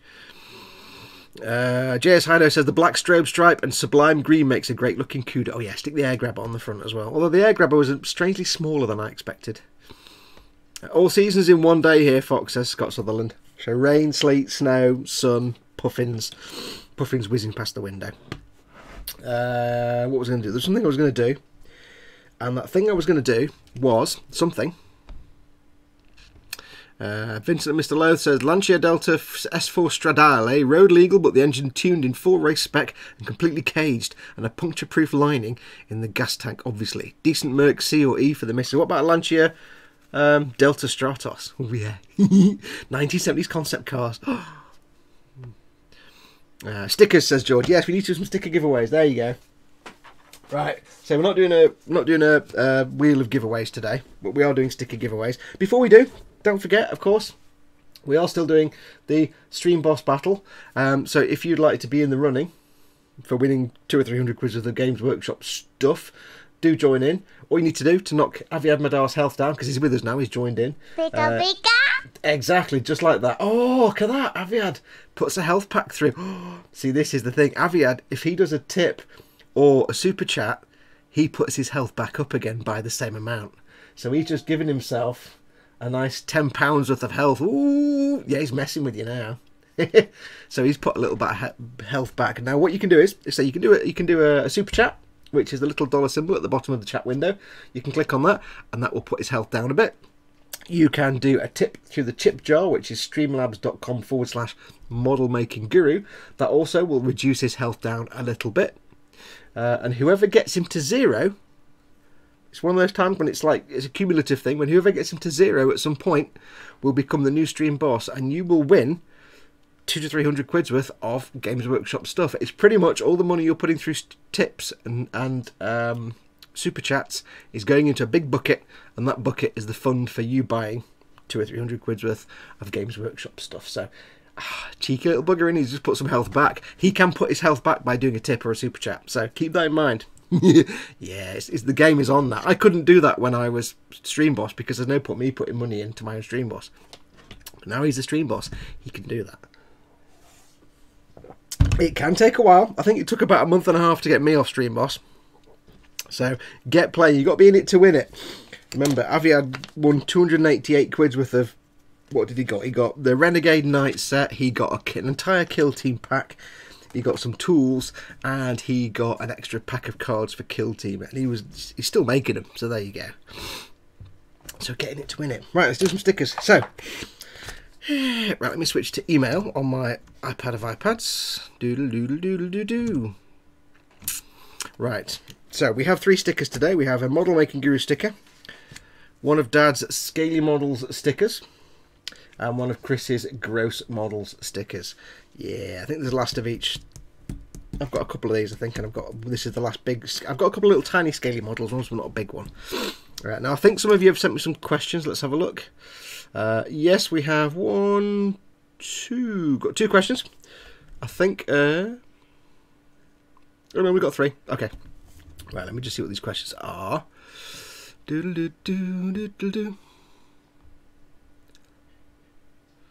Oh, Tony Blackwell. I was about to read your question out, but it's one we've asked before, so I need to send you a sticker. My apologies, it was marked as unread, so I haven't sent you a sticker out. Tony, I will get a sticker on the way to you. Sorry about that. Let's try the next one. Right, here we go. Right, so here we go. This is a question from William Wilms. Hey William, your prize is on the way. Now have you got? There we go. Now William, because William's a good lad, he sent me questions and the answers and his name and address, and he's sent me a proper postal address as well, so I can send a sticker out. So William, sticker will be on the way to you. We have a question from William. So before we get going, what you need to do is, as always, refresh the stream. I can't see the chat, by the way, so if you're talking to me, I can't see you. You need to refresh the stream right now, refresh your browser window, and drag the slider across the way to the right to get the up-to-date stream, because there's often a lag between video and audio by this point.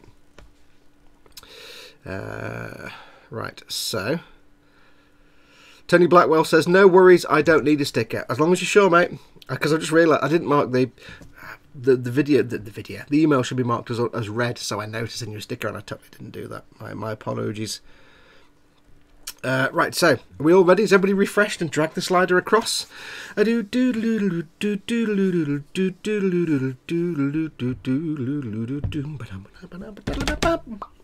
Okay, right, are we ready?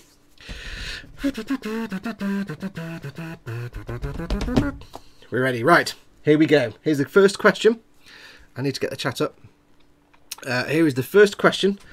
And this is going to be for a model making guru. So I'm going to get my little Sharpie pen ready so I know who wins. Right. First question is for a model making guru sticker. Here is the question. The original... Wow. Here we go. Stargate question. What was the original name for the puddle jumpers in Stargate Atlantis? Go. What was the original name for the puddle jumpers in Stargate... Oh, puddle jumper in the Stargate Atlantis? There was a bit of an argument between Rodney and whatever his name was. They're like, Chris, you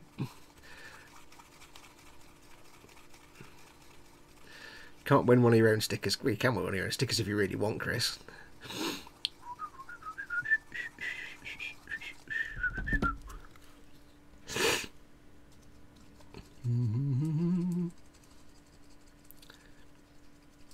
This is Joe.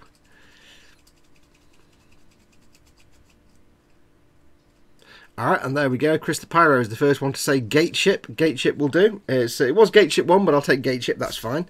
So Chris the Pyro. Chris the Pyro. There you go. Send me an email with your name. Even if you've sent me one before, just to remind everybody, once I send you your sticker or prize, I delete the email. I don't keep your name and address. So if you win anything today, send me an email with your name and your address and tell me that you won the Model Making Guru sticker. I've written it down, but in case that gets back in the pile and I forget which one, tell me you've won the Guru sticker. Well done, Chris. Okay, let's have another question.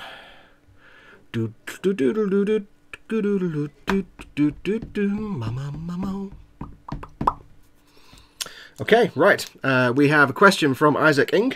He says, "Hi Fox, hope Mama Fox is doing well. Here are some questions for the stream." Right, this is for a we'll do a gross model sticker. This is for a gross models sticker. We ready? Bit of a topical question here, given what's been going on in Canada. Question is, how many states in the US, how many states have legalized marijuana? Go. How many states in the US have legalized marijuana? Again, I don't check the answers. I just assume they're correct. It's a number between one and another number, obviously. Aviad Madar says 9. 9 is the correct answer. Aviad, I never win anything, Madar. Well done. You've won yourself the Gross Models sticker. So, as always, you know the routine by now. Send me an email, name and address, and tell me that you won the Gross Models sticker. Well done, Aviad. Yes, he says. And for the last question, so I need to send a sticker to Isaac and to William. I shall send you some stickers.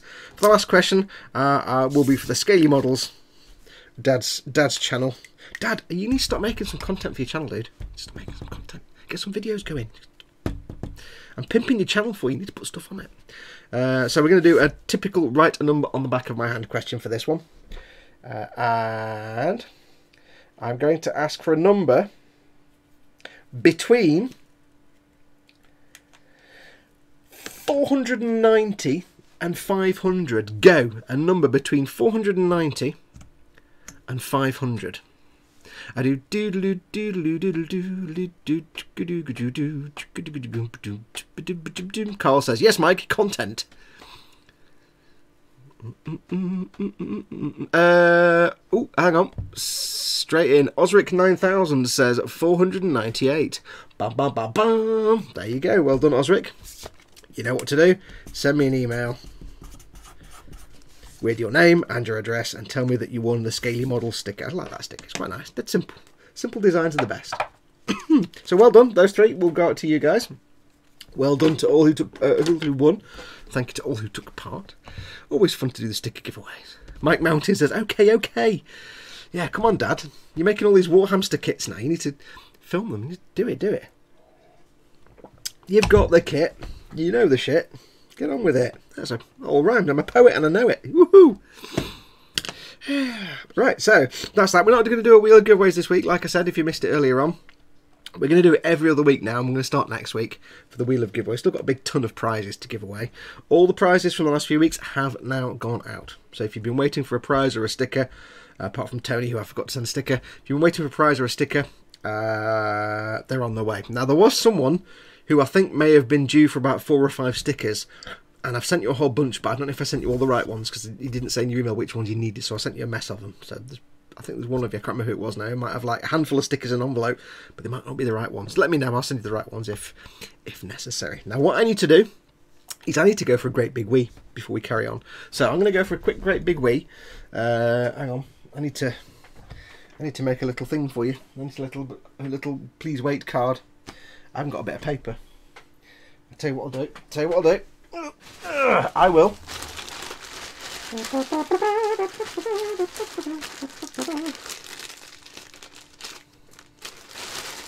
This is what I'm going to do.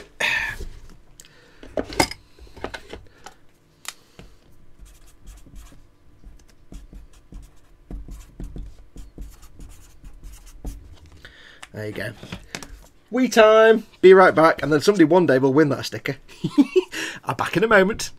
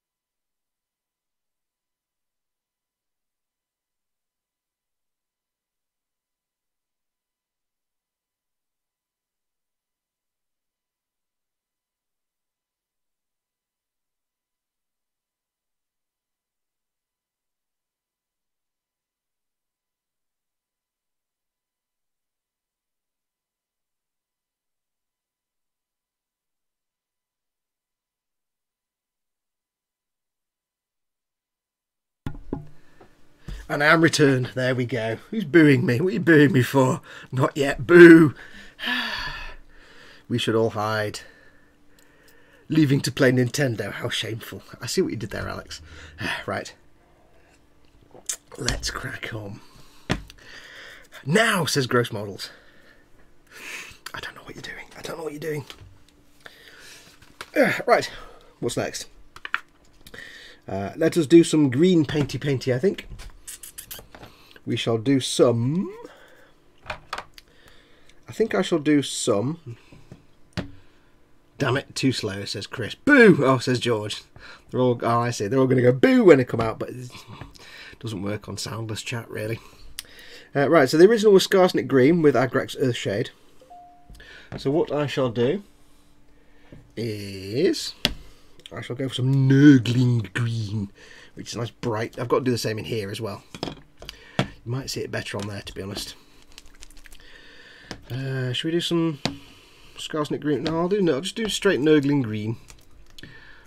Doodle-doo-doo-doo. Andy McLeish misspells spoon. Well done.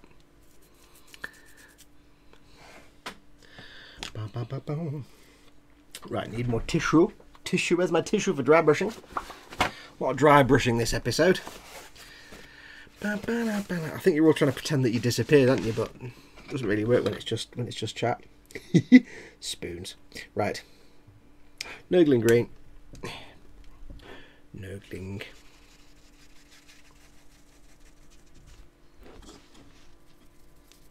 And you can see I wash my hands. Look, see, because my hands are clean now. Yeah. So we do exactly the same with these. We're just going to work ourselves into the middle. You can see here where the Agrax Earthshade is piled up and made like tide marks and water marks and stuff. So it's just a case of doing exactly the same as before with these lighter colours. In fact, now you know what I'm going to do? I'm going to go Scarsnick Green first. I'm going to do two different shades. I'm not going to do straight to the highlight. Although my Scarsnick Green is looking a little dried out. There we go. Yeah, if I just do the Nurgling Green straight off, they'll just be like shadow and then the highlight colour. That's not really what I want. So what I'm going to do, I'll adjust that process. We'll go for like we did with the grey. We'll go for the intermediate green, or in this case the same green as the base, which by default will now be a little bit lighter than the original green that's got Agrax over the top of it. So it will be different from its earlier coat that went on before. A little.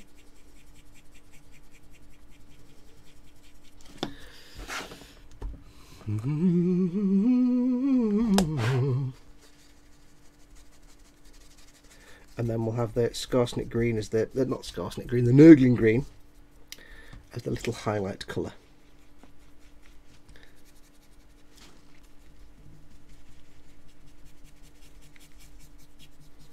It can take a while, especially if some of the colours are quite translucent and transparenty looking. It's quite hard to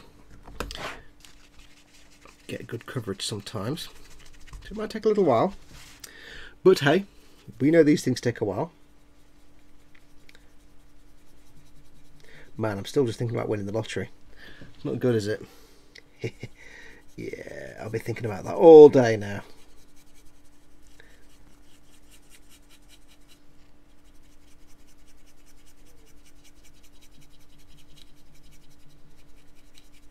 Might need to go for a larger brush, I think, for this, just to, for the sake of speed and efficiency. The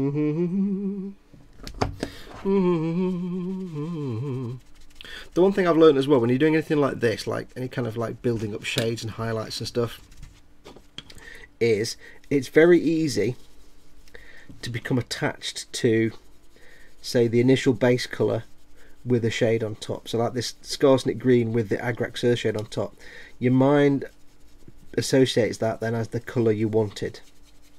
And it's very easy to think then that when you start doing these highlight coats, like you can see here, it's almost like a completely different colour. Your brain goes, oh, it's not the colour it's supposed to be, it's a totally different colour. You have to kind of step away from that and not, you have to kind of accept that the colour is going to change as you go along, and that what comes out at the end is the colour you actually wanted. It's just it's hard not to become fixated on whatever colour was there at first as the correct colour. Because this is quite a translucent colour, so when it goes over itself and it goes over the Agrax, it comes out this kind of like bluey green colour, which is really weird, but it's because it's not a particularly thick or bold colour. It's quite transparent. I know this is the inside roof that you're never actually going to see. It was a bit too much there. Never actually going to see this bit, but I want to paint it anyway. And again, keep in mind there will be weathering over these and other things. Probably decals on here and other bits and bobs, so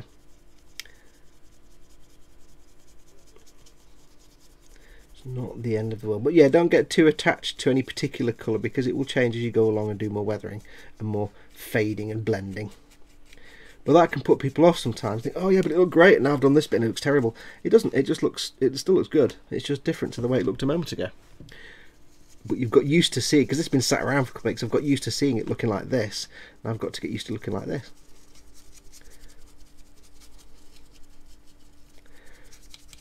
But because this is quite a transparent colour, so I'm having to do a bit more work to get the green on here, which is a bit of a pain in the bum, but it's alright. But the beauty of the interior is this doesn't matter if it looks all scruffy and rough, because it's the interior where people are moving around, they're scuffing the paint, they're dragging the dirt back from outside, inside. There's all the people moving around inside, it's going to make it look scuffy and scruffy. So there you go. And it's not like it's outside the vehicle, where dirt and dust on the outside of the vehicle can get washed off by rain and things like that. With interiors, you can have more fun, because with interiors, you know, once it's scuffed and scraped, it's just scuffed and scraped. If somebody walks a load of dirt into the floor, they just walk dirt into the floor. I suspect these guys don't spend a lot of time hosing out the interiors of their vehicles. So you can go a bit more overboard on the interior. I'll just kind of catch the inside of that turret ridge there. So I did a bit more work for this colour, a bit more effort.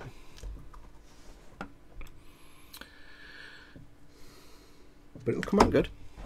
Aviad Madar says, oh nice, friend got me an RG Gundam wing from Japan. Never built an RG before. RG are good, man, you'll have fun. I've not done mine yet. I've not built one myself, but watching Chris do one and watching others do them, they do seem like really good fun.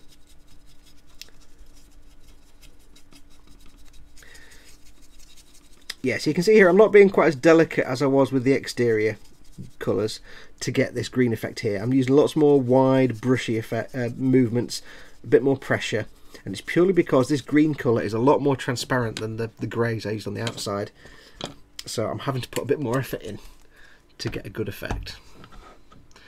Oh, at least you're home now, says Chris. Rusting Customs, hey Fox, hey Rusting Customs, welcome dude.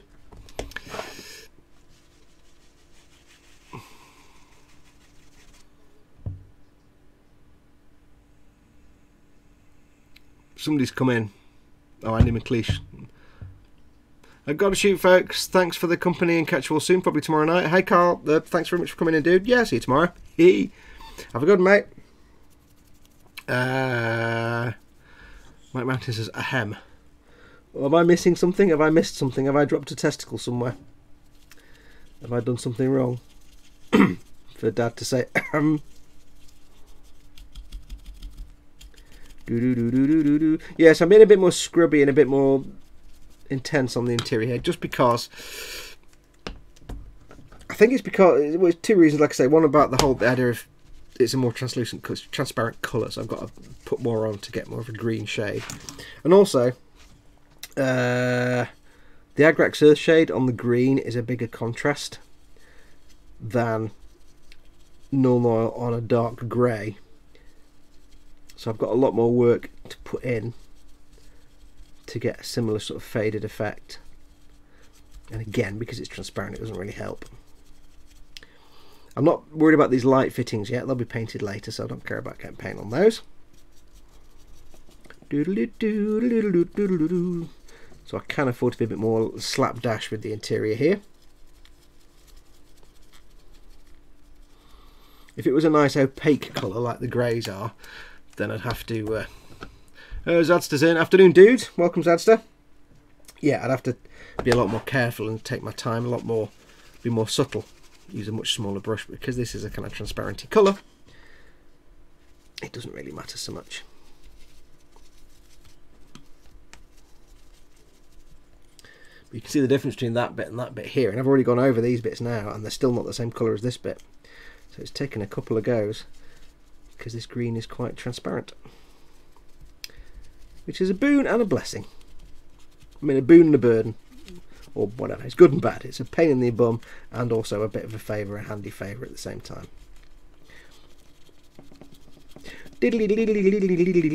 For example, when I'm going around the interior in a minute, if it was a nice bold, thick, opaque colour, there'd be a big chance of me messing up the interior paint job. Because it's quite a transparent colour, I can be a bit handy and I'm not going to make a mess of it. Andy McLeish. Someone came in and, oh, Andy McLeish, gee, I fucked missed. I'll say that again in English. Someone's come in, oh, Andy McLeish. No, I didn't mean it like that. I think I was trying to say about 4 different things and go through the chat at the same time. It's not kind of the way it was meant to come out. We love you, Andy. It's always special when you turn up. Can I backpedal anymore? Do I need to stop digging yet?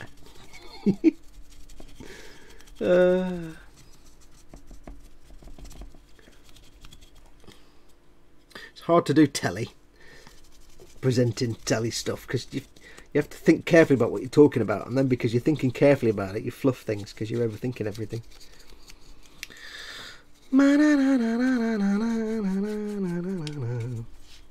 Right, so that is pretty much done, I think, for the base colour. Looking a bit lighter and brighter if you compare it to that. It's not a massive difference, but it's there, you can see it. It's a lighter colour. And again, we're keeping all the dust and dirt in the recesses from the agrax, but that's only the first of those colours. So we need to do more on another highlight colour in a moment. Oh, I feel so loved, says Andy McLeish. Muse is in, sneaks in late, sips coffee, says Muse. Welcome, Muse.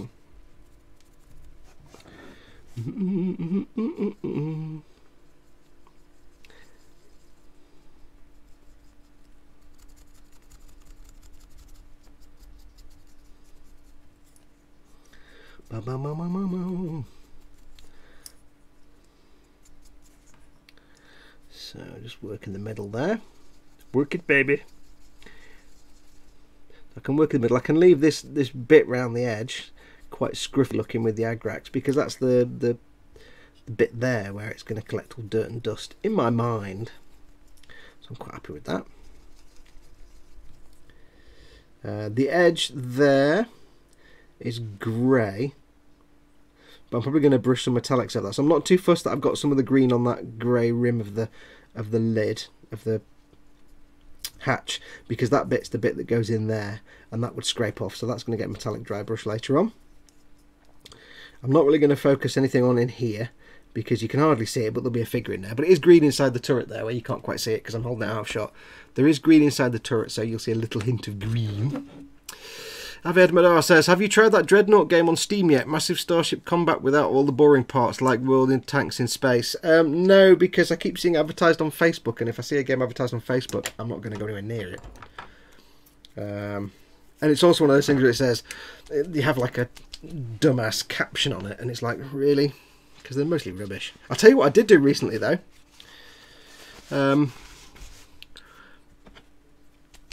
About 100 years ago,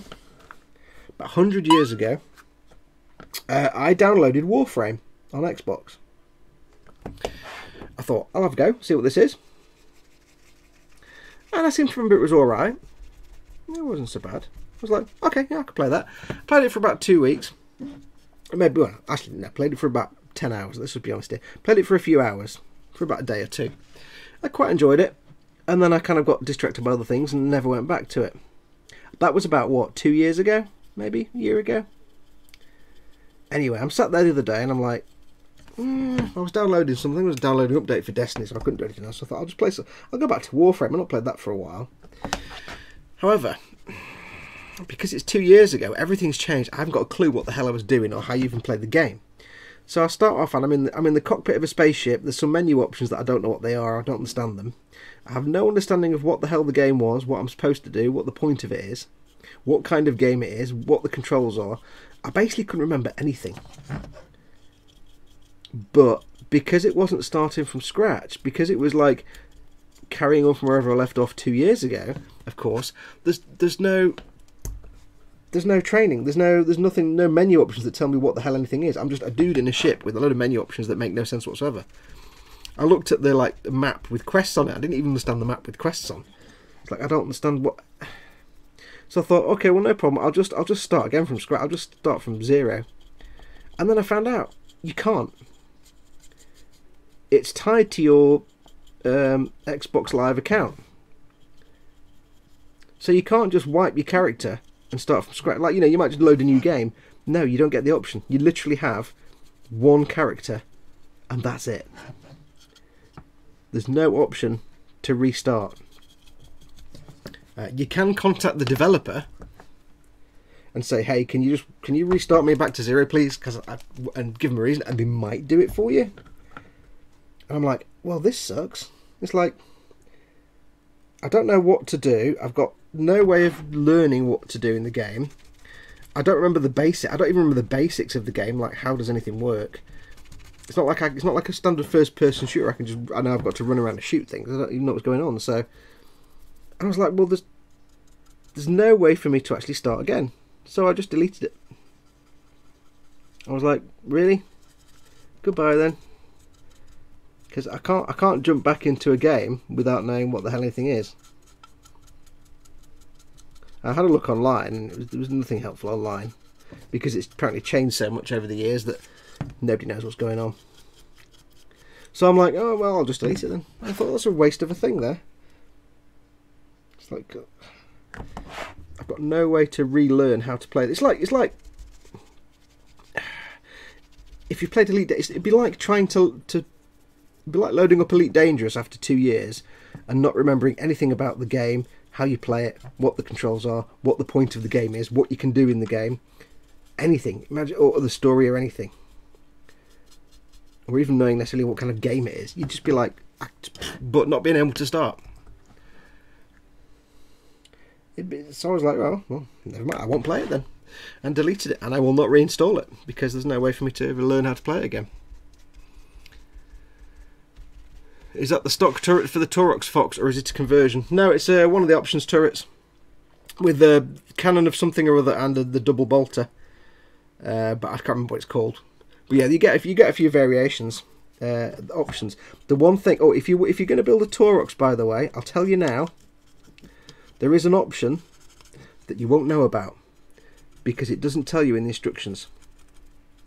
You can build an open-topped Taurox, like a roof here and this bit open. You get a few parts in the kit. They look like handrails. They're kind of long, and they're supposed to go along here, along the back here. Where's the camera? Go along the back here. And what you do is you put the front half of the roof on, this bit goes on there, and this bit you don't put on, and you have these handrails in there so people can stand up as if they're going to be like a half track, effectively, like an old German half track, open back. And that's an option because they give you handrails for it, but they don't tell you that in the instructions anywhere. There's nothing in the instructions, because when I finished the build I thought, what are these handrails for? I think it's like 44 and 43 the parts or something like that. So what are these handrails for? And I couldn't figure it out until I read somewhere and it said, yeah, those are handrails if you want the back open, like a technical. I'm like, now you tell me. Why wasn't that in the instructions? It wasn't listed as an option. I was so grumpy because I already glued the roof together. I'm like, oh, if I'd known that, I would have been all over that. Because that way you can show off your interior painting work. Because the only way people are going to see my interior paint now is if I don't glue the roof on. Which I'm not going to. I'm going to leave the roof, because what I'll do is I'll use it as a storage area for some little figures and stuff, and I'll just put the roof on when I'm playing, like that, and then I can say, hey, look at the interior that I spent hours painting that you'll never see. Andy McLeish, I've only played the start of Warframe, then I got Doom and Wolfenstein and Resident Evil. Yeah, sorry, Warframe. Yeah. Is there an actual point to Elite, says Aviad Madar? Yeah. Just chill out, have fun, fly. It's a sim game. Elite Dangerous is a sim game. There's whatever point you want to. I know you can't see this, by the way, when I'm trying to paint these bits. It's just hard to get to. I should have done this without gluing all the walls on, really. It depends what you can just do trading and get rich. You can, like me, just chart things and explore. The big draw for me is that there are 400 billion planetary stars and systems, and I want to get as many of them named with my name on as I can. There are literally 400 billion star systems on the map, and so far all the players have discovered about 0.1%. So there you go.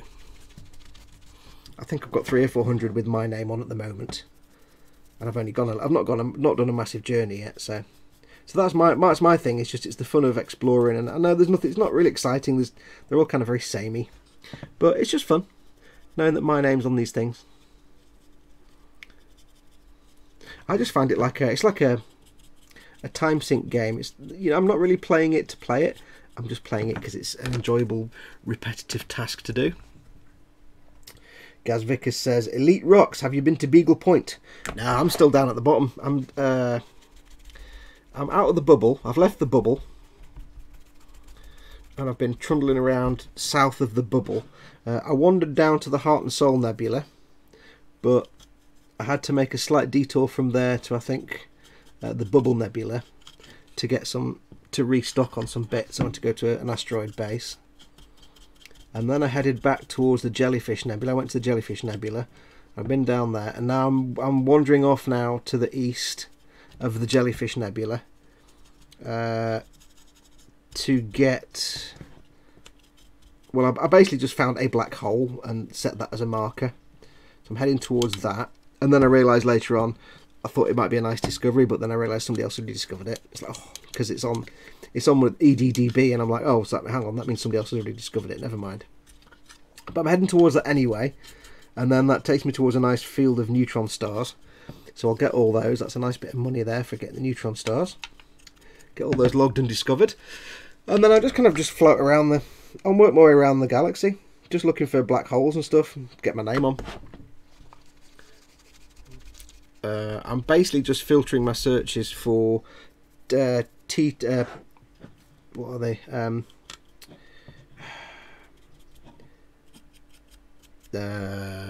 T-class. T-class? No. I can't remember which class of star. There's one class of star that's more likely to have like very profitable rocky bodies and Earth-likes around it. KGB Foams. It's O class stars, might be, I think. I can't remember now. There's one class of stars that had the most chance of very profitable bodies around them. And yes, I know I'm dry brushing over these brown bits, these seats, but I don't mind because I can touch those up anyway. So they're already roughly painted in, so it's not a biggie. Yes, I think at the moment I'm filtering by O class stars and non-sequence stars, which give me the best chance for Earth-likes, water worlds, ammonia worlds, terraformable rocky bodies, which get a lot of money, and also neutron stars and black holes, which are non-sequence stars, non-main sequence. And I just poodle about. That's all I do. No real aims. Not G class. No, I think it's O class stars. O class stars and non-sequence. I think it's O class. I can't remember now. It's in the KGB Foams.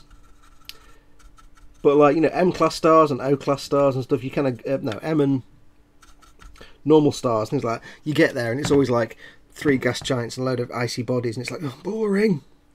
But I discovered that like O class stars seem to be more a case of 3 or 4 gas giants, loads and loads of rocky bodies, loads and loads of metal rich rocky bodies, and loads of Earth-likes and other like terraformables are very expensive as well, so you can make a lot of money off those. I think it's O class. Right, so that's the interior, dry brushed a little bit with that base colour. So what we're going to do now is we're going to go for Nurgling Green. And I'm not going to even change the brush, I'm going to go with the same brush. Same brushes. Gaz Vickers says, what am I flying? At the moment I'm in a crate. I did have the Asp Explorer, which was called the Big Fat Asp. It was actually called the Big Fat Asp. But that's been superseded by the crate, which is called...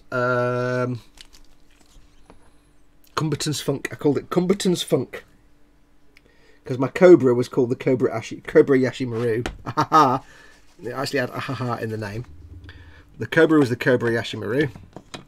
My Asp Explorer was the Big Fat Asp, and now the crate is now the current vehicle of choice. And the crate's great. It's bigger. It's got more cargo space and more cargo rack space and stuff. So now I can actually see the Asp was really nice. But the crate means I can fly, I can do my exploration setup, but also have weapons on installed and cargo space as well, and still have about 37 to 40 light year range, which is really nice. Because with the Asp, I could fit it for exploration, but I couldn't get any. You know, if I had a Scarab bay and a Scarab, I couldn't then have a cargo bay because of the way it was laid out. So I couldn't do exploration and pick up anything on the way. I was a bit limited in what I could do. So the crate, I can do that. So it's mint. I'm on about $100 million so far, credits or whatever you want to call them, which is not a lot, but I'm out in space all the time. It's very rare that I get back to base to cash them all in. So I think the little bit I've travelled so far, I've made about 90 million credits just off the exploration data, and a lot of that was just honk and go. Some of it was actual proper go to each planet and check it out. I've seen what they're going to do with exploration now for the new update later this year. And I have to say, it makes me sad in a way. It looks really good, but it means that, because what I tend to do is I tend to get into the system, honk the horn, see what's on there on the quick overview map. If there's anything I want to scan, then I'll fly to them and scan them. And that's what I'll do.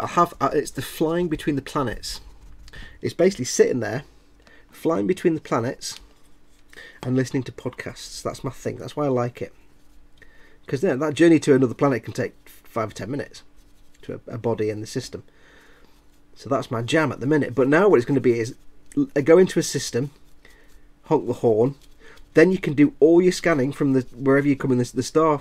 You come out into the system at a star, you can do all your scanning from there. It's a bit more involved. You've got to look for signals and check them out and that kind of thing.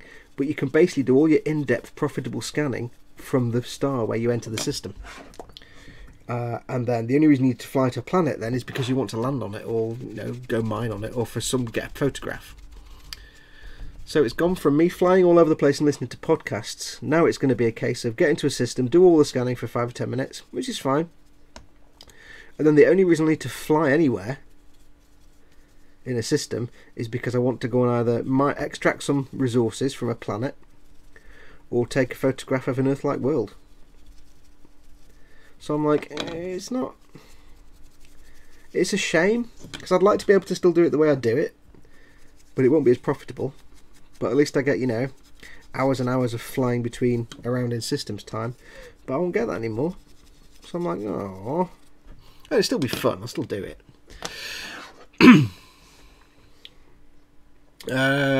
Chris at Grace Model says, Fox, Red Dead this week. I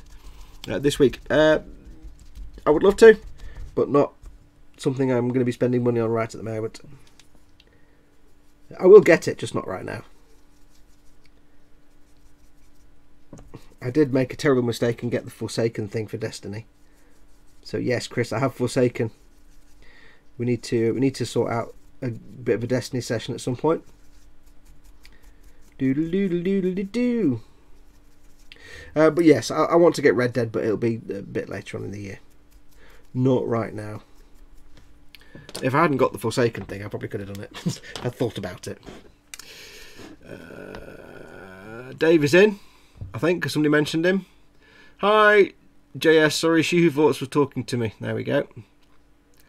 Need to get back into the game. Not played it for a year now, says Gaz Vickers. Elites, I don't really get involved. I don't do PvP. I can't be asked with that. I just go into solo and I just poodle about.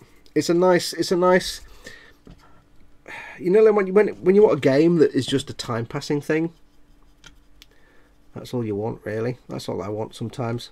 Because it used to be that I used to do Red Dead Redemption, but all I used to do was ride around and hunt, and then take the skins in to get money, and then go back and ride around and hunt. Because it was what I used to play and do that while I was listening to podcasts. Because sometimes it's nice just to have a podcast playing, but you can't just sit there and listen to a podcast. You have to do something.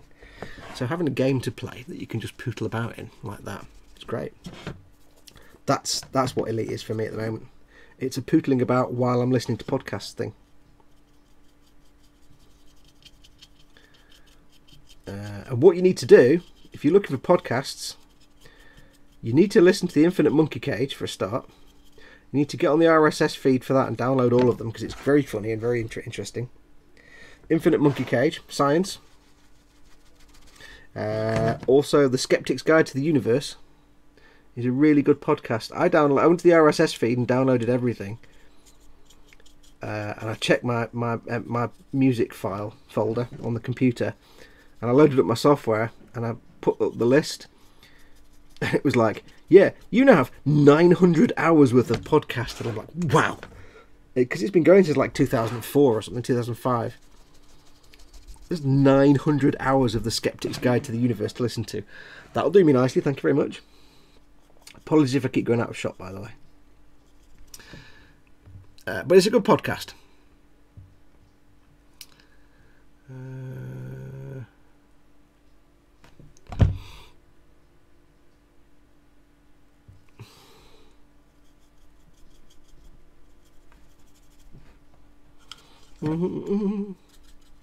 Andy McLee says he could never get into Destiny.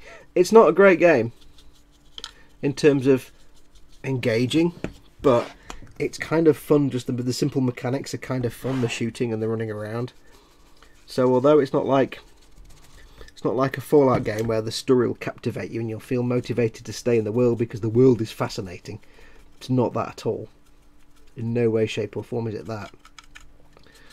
But just the simple mechanics are fascinating enough and endearing enough to be fun. Again, it's a mindless time sink type game.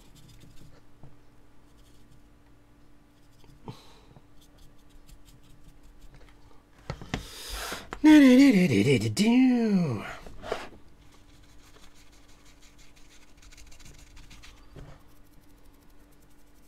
again, there are some bits on this green where it looks a bit brushy. But like I said before, it's not the end of the world. There is weathering I'm going to do in here, beyond this obviously green and Agrax Earthshade. I'm going to put some earth pigments in here. I know you can't see this, I do apologise. I'm going to do some earth pigments in here.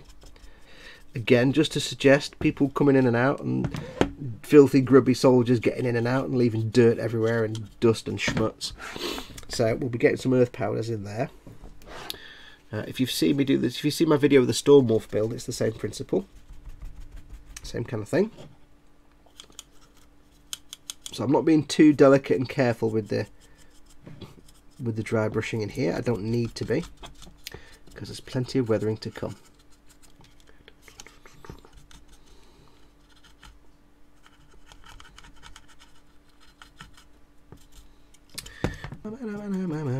Tell you what's good about Destiny, the original Destiny, the proper original first Destiny, the soundtrack is fantastic. The proper Marty O'Donnell, Michael Salvatore soundtrack is brilliant. A couple of clunky tracks you can get rid of, but other than that, it's a brilliant soundtrack. I've got it on my player at the minute. I listen to it all the time. The current Destiny, Destiny 2, as soon as Marty O'Donnell left, and it just fell to Michael Salvatore and the other guys, whatever his name is, CJ, what's it? Nah, that's not, you wouldn't. Don't buy the Destiny 2 soundtrack, it's terrible. Buy the original Destiny 1 soundtrack, it's £7 on Bungie's website. And apart from, like I say, about 2 tracks that you might want to take out because they're clunkers, other than that, it's a great soundtrack. The original, OG, Vanilla Destiny soundtrack. Brilliant. Marty O'Donnell at his best. Because the current Destiny soundtracks, like from Taken King in Destiny 1 up to Destiny and all of Destiny 2, it's just banal, bland wallpaper music. It's just bleh. There's nothing interesting at all. Whereas Marty O'Donnell puts some style and panache and creativity into his music. There's all kinds of little flares and things. I'll have a look at the chat in a second. Need to give this brush a good clean. It's full of the green paint now. Right, let's have a look.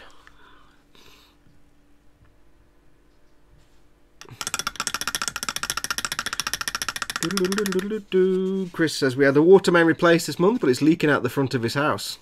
Yeah, not good. Some men came and made a huge hole again today. Aye, but the Department of Holes turn up. Yes, they'll come and make the hole, then they'll go away, and then the Department of Other Things will turn up and do the rest of it. So the Earthshade finally dried then, Fox, says Dave. Yeah, it took forever. I put so much Agrax Earthshade on this. It was a really thick coat on the interior that it took forever to actually dry. I'm like, wow, is this stuff not dry yet? Like an hour later. It took forever.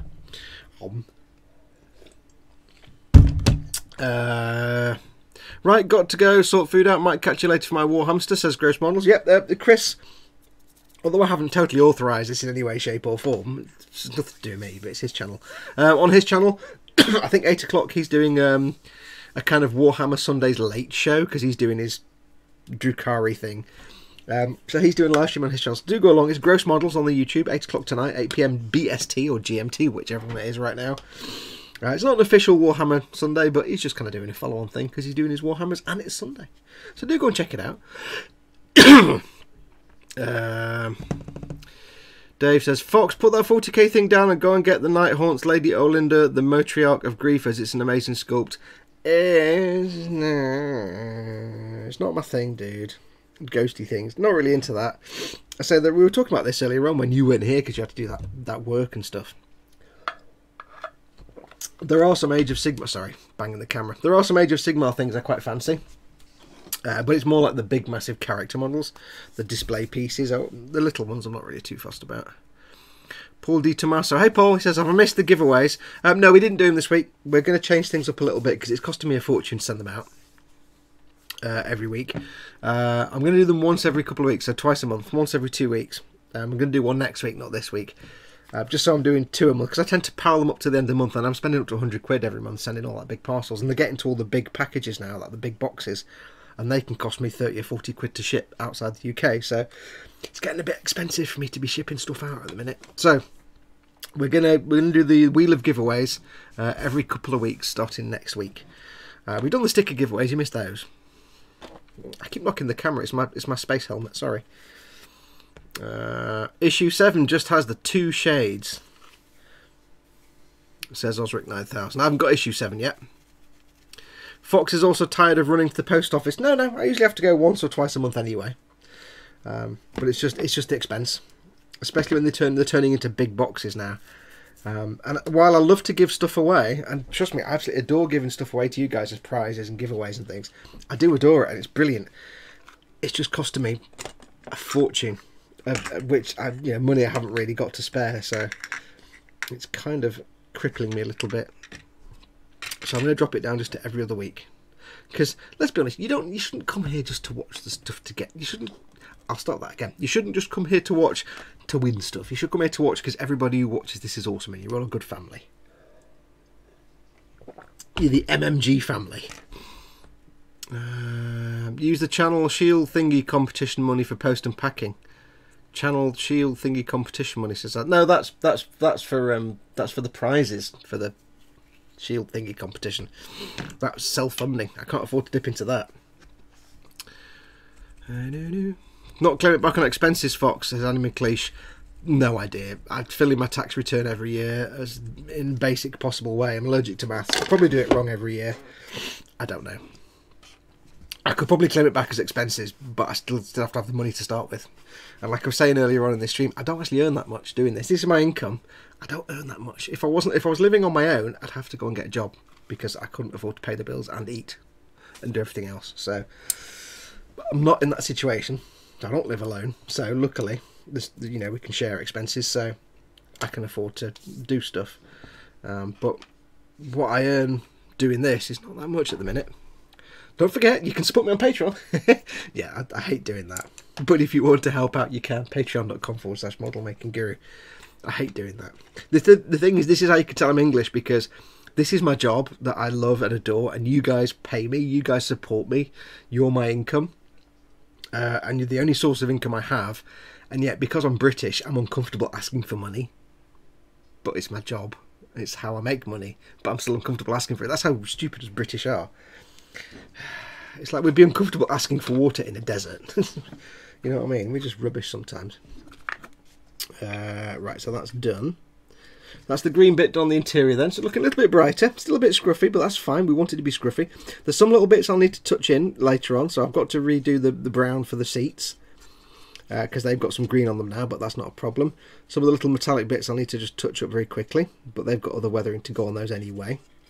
There's still weathering to do, and I've got to do more details on the dashboard, all the fascia and stuff. But again, I haven't done too much on there because I'm going to be doing all the dry brushing, so that's not a problem. On the roof, I've got some little details to paint in. I've got to do these lights. I'm not going to do object source lighting, purely because I'm not a big fan of object source lighting. I understand why people do it, and it can look quite cool, but it just doesn't work for me. It just looks like somebody's painted on it. So I'd much rather just have it as in, when I make something that comes with lights on it, I'll just paint them as if they're not on. Like I might paint the headlights white and put a bit of a yellow bit around the edge, but I'm not going to suggest that the light is lighting up the rest of the vehicle. It can be done very well and it can look great, but I think a lot of times when people do it, it just looks like they've painted a big blob of white or yellow on the front, and it can often look terrible. More often than not, it looks terrible as opposed to great. When it's done really well, it can look fantastic. Most times it's not done well, and I don't think I'd be able to do it anywhere near as good enough to make it look good. I think if I did it, it looked like I got my airbrush and went with some white, and then it just looked pants, basically. If I did it, it would suck. All this talk about Telford, is it a model competition? Telford is the UK's International Plastic Modeller Society's big show in November. The IPMS show in Telford here in the UK. I was hoping to go. I'm not going to be able to go now this year. I haven't been able to go for a few years, but a lot of people will go down there to hang out. It's a big, massive model show, basically, at the International Exhibition Centre in Telford.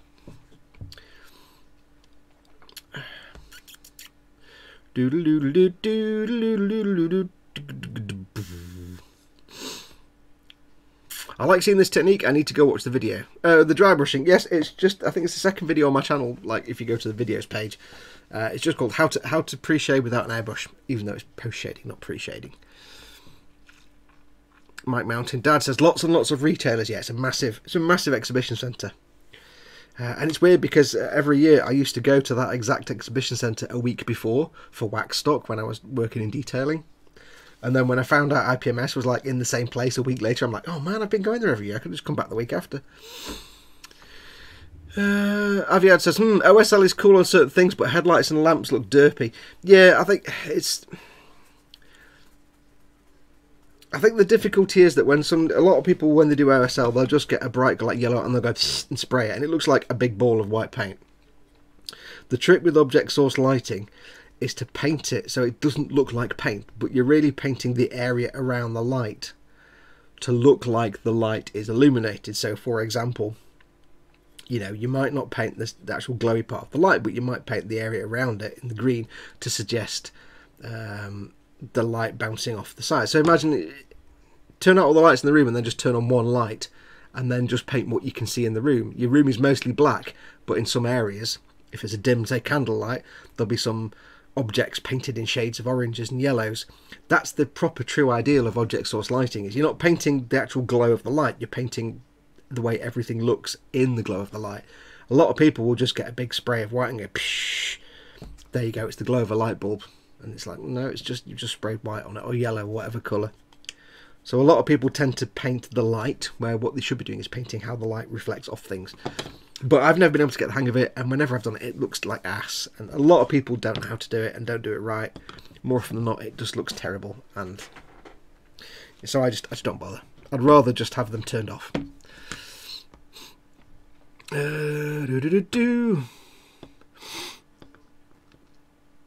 Phil Lewis says you can't go. No, I can't go this year, unfortunately.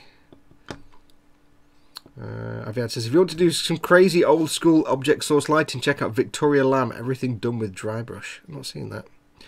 Object source lighting is hard to master, even harder to make it look tastefully done. Yeah. I mean, it's the kind of thing like, it's like, imagine you've got like a helmet or a visor, and you've got two eyepieces, and you might put, let's get a pen. Hang on, let me get a pen. Let's say you've got your helmet there, and you've got two eyepieces like that. And what you might do, be tempted to do, is just spray. Say you want the eyes to be red, glowy red. You might like spray red in the eye, but then make the spray of the red go all around the edge as well. So you just get this circle of red that you sprayed on, and it's like, yeah, it just looks like you sprayed red. Or you might put some like little shine details and some colour gradations on the eye, so you get like, you know, you get the darker bit around here, and then it's lighter in the middle, and you get like a little sparkle in the corner. So you paint the eye like you normally would, and then get this glow of red. It looks like you've sprayed red. But what you can do is, if you're very careful, you can get the effect of the light glowing around it. So it illuminates, like, say this is in a recess here, so there's a brow there, and that's, so that would normally be in shadow. So like if you've got the eye here, ignore this circle, and that's the brow there, which that would normally be in shadow because the light's coming from above. If you get object source lighting, that would now be lit because the light's shining from the eye onto this eye socket, so that would then be painted in a bright colour, but not as bright as the eye, but a subtle shade colour. And you might have the same subtle shade around the bottom where the light is spilling out and affecting this part of the eye down here.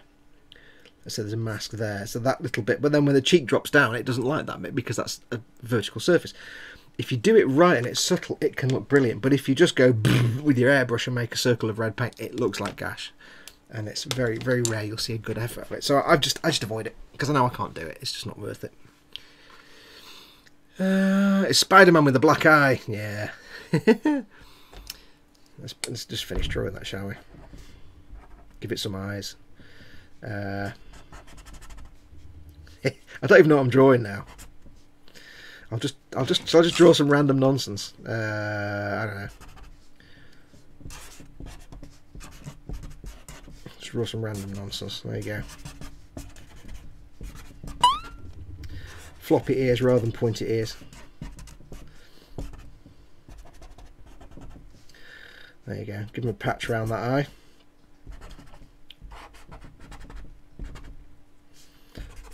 I don't even know what I'm doing now. I don't even know why I'm drawing this. I'm just drawing now. He's wearing a suit and tie. There you go. Suit and jacket. Hardcore businessman. There you go. I don't know what I'm drawing. I'll stop now. Deadpool. Yeah, that's what I thought. There's my sleepy vampy. Muse and Vampire in. Hello to you too. Behave. It's dog sounds, says enemy cliche. Nah. That old site's gone now. By the way, a bit of housekeeping news that none of you will know about anyway, but you may have known that I also used to have as well as Model Making Guru, I had a website called Dog Sounds. You couldn't see any of that, could you? Because it wasn't even in shot. Never mind. I had a website called dogsounds.com. That's now gone. It's long gone. It's just, I've got rid of it. However, my comic strip Avoid Spikes, which was on that website, that's also now gone, vanished. However, I've archived all the Avoid Spikes comic strips on modelmakingguru.com. There's an actual tab on the menu for Avoid Spikes. So if you want to go and have a look, if you've never seen it before, or if you've seen it before and you suddenly can't find it now, just go along to modelmakingguru.com and there's a menu option called Avoid Spikes Archive, I think it's called, something like that. And that will be, it's an archive of all the Avoid Spikes comic strips from many, many years ago that I used to draw. This will be the new mascot character of the stream. It's Domino Dog. Behave. Moi, never, says Scale Model Muse. It's a posh drop bear. It's Boo Boo. It's Boo Boo. Hi, Yogi. Blue City Councillor from X-Men. I don't know what that is. I need to give him a proper patch around his eye there. Where's my pen gone? If you're going to draw a dog, give it a proper patch around his eye. You should always have a patch around one eye if you're a dog. I don't know why, you just should. There you go, it's the law. Anyway, yes, so if you, because I know some of you used to like use them as images to paste into things and chats and things sometimes. Yeah, it's now on modelmakingguru.com and it's there's an option for the Avoid Spikes archive. So it's archived there. Everything else is gone from that Dog Sounds website. It's all long gone. I was paying 100 quid a year to maintain it, and I hadn't written on the blog in 10 years, 7 years. I hadn't touched it in years. It's pointless keeping it. Vince is off. I'll be shooting off. Stuff to do and food to cook. Catch you later, Fox. Been nice having you back on for my Sunday afternoons at the bench. Bye bye, everyone. Take care, Vincent. See you soon. Let us know how the ants go on. Vincent bought ants. He's got an ant farm now. I sent him off to watch an episode, a video on Ants Canada. Go and check out the YouTube channel. Not right now. When we've finished, go and check out Ants Canada. You'd love it. But Vincent's actually bought a little. I can't remember what they're called now. Herminarium, whatever it's called, for his ants. He's got some seed-eating ants. Smell you later. It was fun. 2:32 a.m. here. Bedtime for me, says Roadkill Raker. Thank you for coming in, dude. Take care of yourself. See you next week.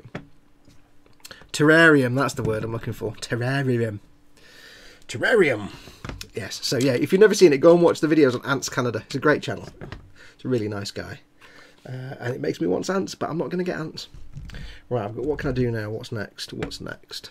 Ants, I could have sent him some of mine, says Scale Model Muse. Yeah. I think he's got seed-eating ants that eat seed. But I don't think he's getting a little fish tank thing with trees and bits of sort. I think he's just doing the terrarium builds and keeping it at that for now. So, there we go. I forgot to do that at the start when I was doing my Oh Canada bit. Never mind. I forgot my props and everything. Right, is there anything else I can do today, or shall we leave it there? The thing else I'm going to do next, I think, is just lots of detail paintings for like bits of props on the outside and stuff and that. I've got to paint the tyres, and I've got to do weathering on the underside. Now that'll probably be done off camera, I think, because that will be a case of probably brush matte varnish on it and then slap a load of powders all over it, probably, or perhaps slap a load of powders on it and then go all over it with thinners, because I want lots of dirt and dust underneath the arches. Nobody will get that apart from people in the UK. Dave will get that and Dad will get that underneath the arches. Anyway, yes, so lots of dirt and dust underneath the wheel arches here and around the underside and the chassis, but nothing as that bad above that. This is like one of, if you go and look under your car or a truck, where it's like, it looks like everything's like a dark dirty grey colour, and it's kind of fuzzy, but it's not. It's actually just dirt and dust that builds up underneath vehicles. So there you go. You don't need to go to all the effort of painting it because it gets covered in dirt and dust. And then cheers. I've got that in my head now. Flanagan and Allen. Not so average builder. Oh, sorry. Oh, I came in too late, but great to see you back, Guru. Thank you very much, not so average builder. Well, we're not going away right now. I'm going to sit with the chat for 5 minutes. She who farts in bed has lost track of the days. Roast yesterday, tonight she's ordered Chinese. Wow, it'll be Friday night fish and chips tomorrow then. Go look under mine. So needs a washing. Yeah, look under any car. Most cars. This is brand new. Any car worth over a few years, the underside looks like that kind of dusty, fluffy, browny grey colour. It's like taking ammo streaking grime and spraying it. It's that kind of colour on most cars, and it's kind of uniform. It covers everything, because normally on vehicles they're just painted dark colour or black, with the occasional bit of metal showing, and then it picks up all that road grime and dirt, so you can save yourself a lot of time, especially for something like this that's going to be on a tabletop, just by doing that with pigments. If you go and watch my transit van build, I did exactly that on the transit van, so go and check that out. I might do that off camera because it's messy and it'll be sitting there for an hour and a half while it dries, so I can't really be doing much, so I might do that off camera. But that's not bad. I've done quite a bit today. I've got quite a bit done. I'm quite pleased with how the paint job's come out on the paint job, I suppose is the word I'm looking for. It's a rubbish sentence. I'm quite pleased with how it's come out in terms of the shading. So it looks a little bit more airbrushy, even though I've not actually airbrushed it. Now I'm not going to put the turret on there yet, because the moment I do that, all that paint is going to scrape off like a bugger. And I want to be able to paint these bits just in case I have the turret at an angle and you can see them. Seems a shame you have this turret on there, yet you've got all these wonderful little vents and things that you can't see. Seems a shame, but it's looking pretty good. I can't wait to get all the decals and stuff on, get the stripe down here and get all the gold bits painted, get all the Aquilas painted. I love painting gold bling on these things. You can't, that's the one thing I love about the Warhammer stuff, is all the gold Aquila and stuff. Aquilae. Aquilas? What's the plural of Aquila? Is it Aquilae or Aquilas? It's because it's a Latin word. So is it Aquila or Aquilaz or Aquilae? So that will be on there, like that. You'll have the grill on the front, the cow catcher, the bull bars on the front. There'll be that dude will be sticking out, because he'll be sticking out there like that. I'm not sure, like I said at the start, I'm not sure what colours I'm going to paint the dudes yet.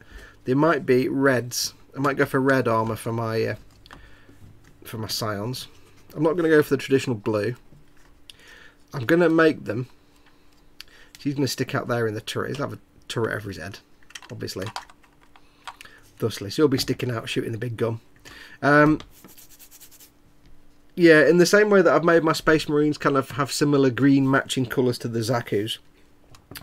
And I might make my Scions colour scheme match the knight that I paint up as Char's custom Zaku. Because remember, this is a Principality of Xeon themed army. So I might make my Scions red, because then that will match with Char's Zaku knight. Because I'm going to have an Imperial Knight painted up as in Char's Zaku. And I'm going to have an Imperial Knight painted up like Ramba Ral's Goof. And I might, I don't know, but I might do some custom work on that. I was looking at, I've not really looked at it yet, but I might look into somehow obtaining, if such a thing exists, a master grade or even high grade if it's big enough, a shield from a Goof. I haven't got a Goof, but I'm sure somewhere I'll be able to find a shield from a Goof, because it'd be cool to have an Imperial Knight with a Goof shield on its arm to look like a Goof. Because then, I say, one of them can look like Ramba, is going to be painted in blues like Ramba Ral's Goof, and it'll have Ramba Ral's symbol all over it and stuff. And that'll be like my knight was knackered. If you've not seen it, shall I get the knight out? I'll get the knight if you've not seen it, because not everybody will have seen it. Watch bits fall off now. Because it's a Principality of Xeon themed army, of course, I'll zoom out a bit so you can see. Oh, hello, no, zoom out, not in. Because it's a Principality of Xeon themed army, it's going to have 3 knights, a Zaku, a Goof, and a Char Zaku. That's going to be, this is the bog standard Zaku knight. So it's all knackered, it's a grunt suit, it's absolutely battered, it's covered in dirt and crap, and it's not been looked after. And it's of course green because it's a Zaku. So that looks battered, and the knights are actually designed to match with that. The knights, the Space Marines are designed to be in similar colours. So the Space Marines I've got, the ones I've done, are painted up in Zaku colours, like green, different shades of green. The Goof will be less weathered, a little bit weathered, but not too much. A little bit of chipping here and there, and some dirt and dust, but nothing, not as bad as this, because this is abandoned.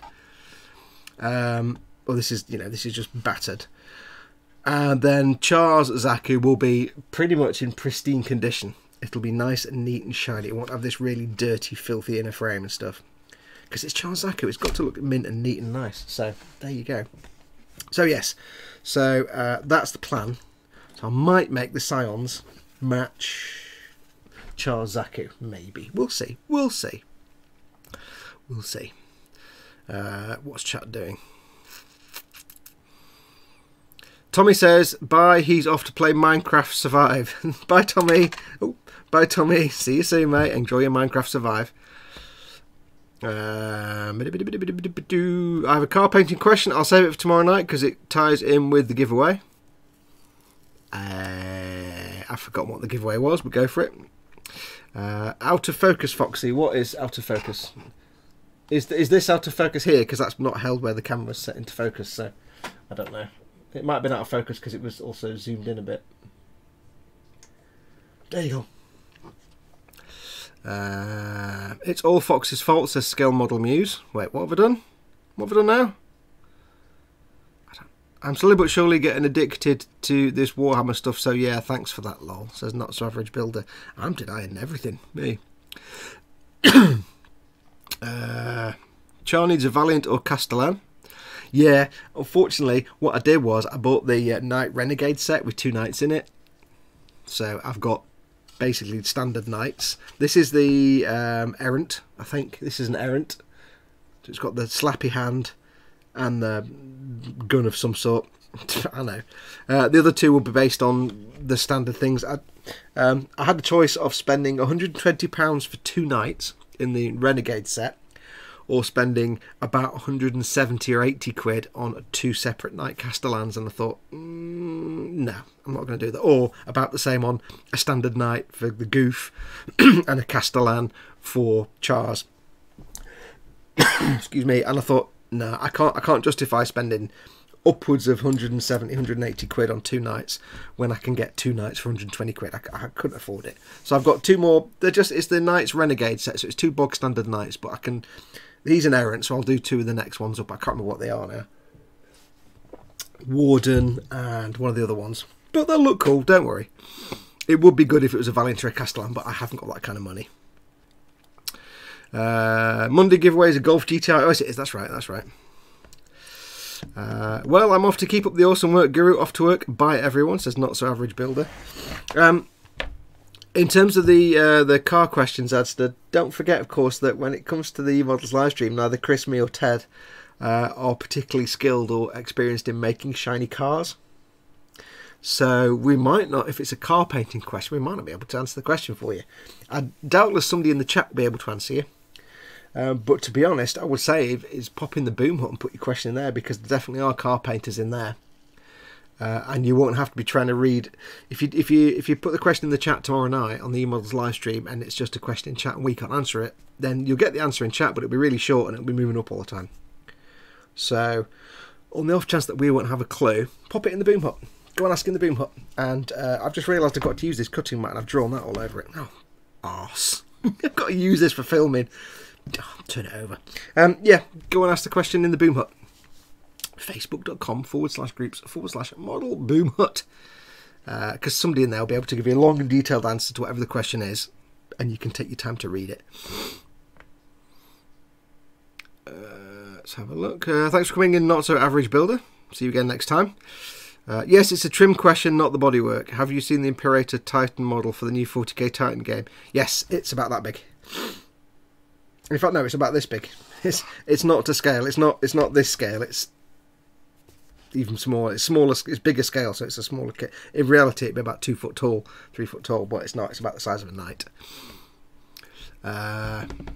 All I know about painting cars is use glossy enamels, and I can't stand enamels, says Aviad. Which is weird, because when you actually paint an actual car, you're either using lacquer-based paints or acrylic paints, and they're all matte. You don't use shiny paints when you paint a real car. You use matte paints, and you use glossy lacquer coats.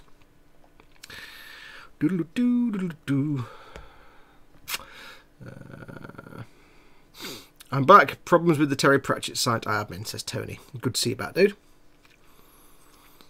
It's a bit smaller than Night by an inch, says Ryzen. The new Titans. The actual Titan Adeptus Titanicus is the box game set where you're using the Titans, the proper big massive Titans, which are much bigger than an Imperial Knight in reality. But yeah, like the Warhound Titan that you get from Forge World is what about? There's about, I can't really show you on camera, but it's about 2.5, 3 feet tall, because it's to scale with these. So obviously, but in the Titanicus set, Warhound is about that big, I think. So they scale them down.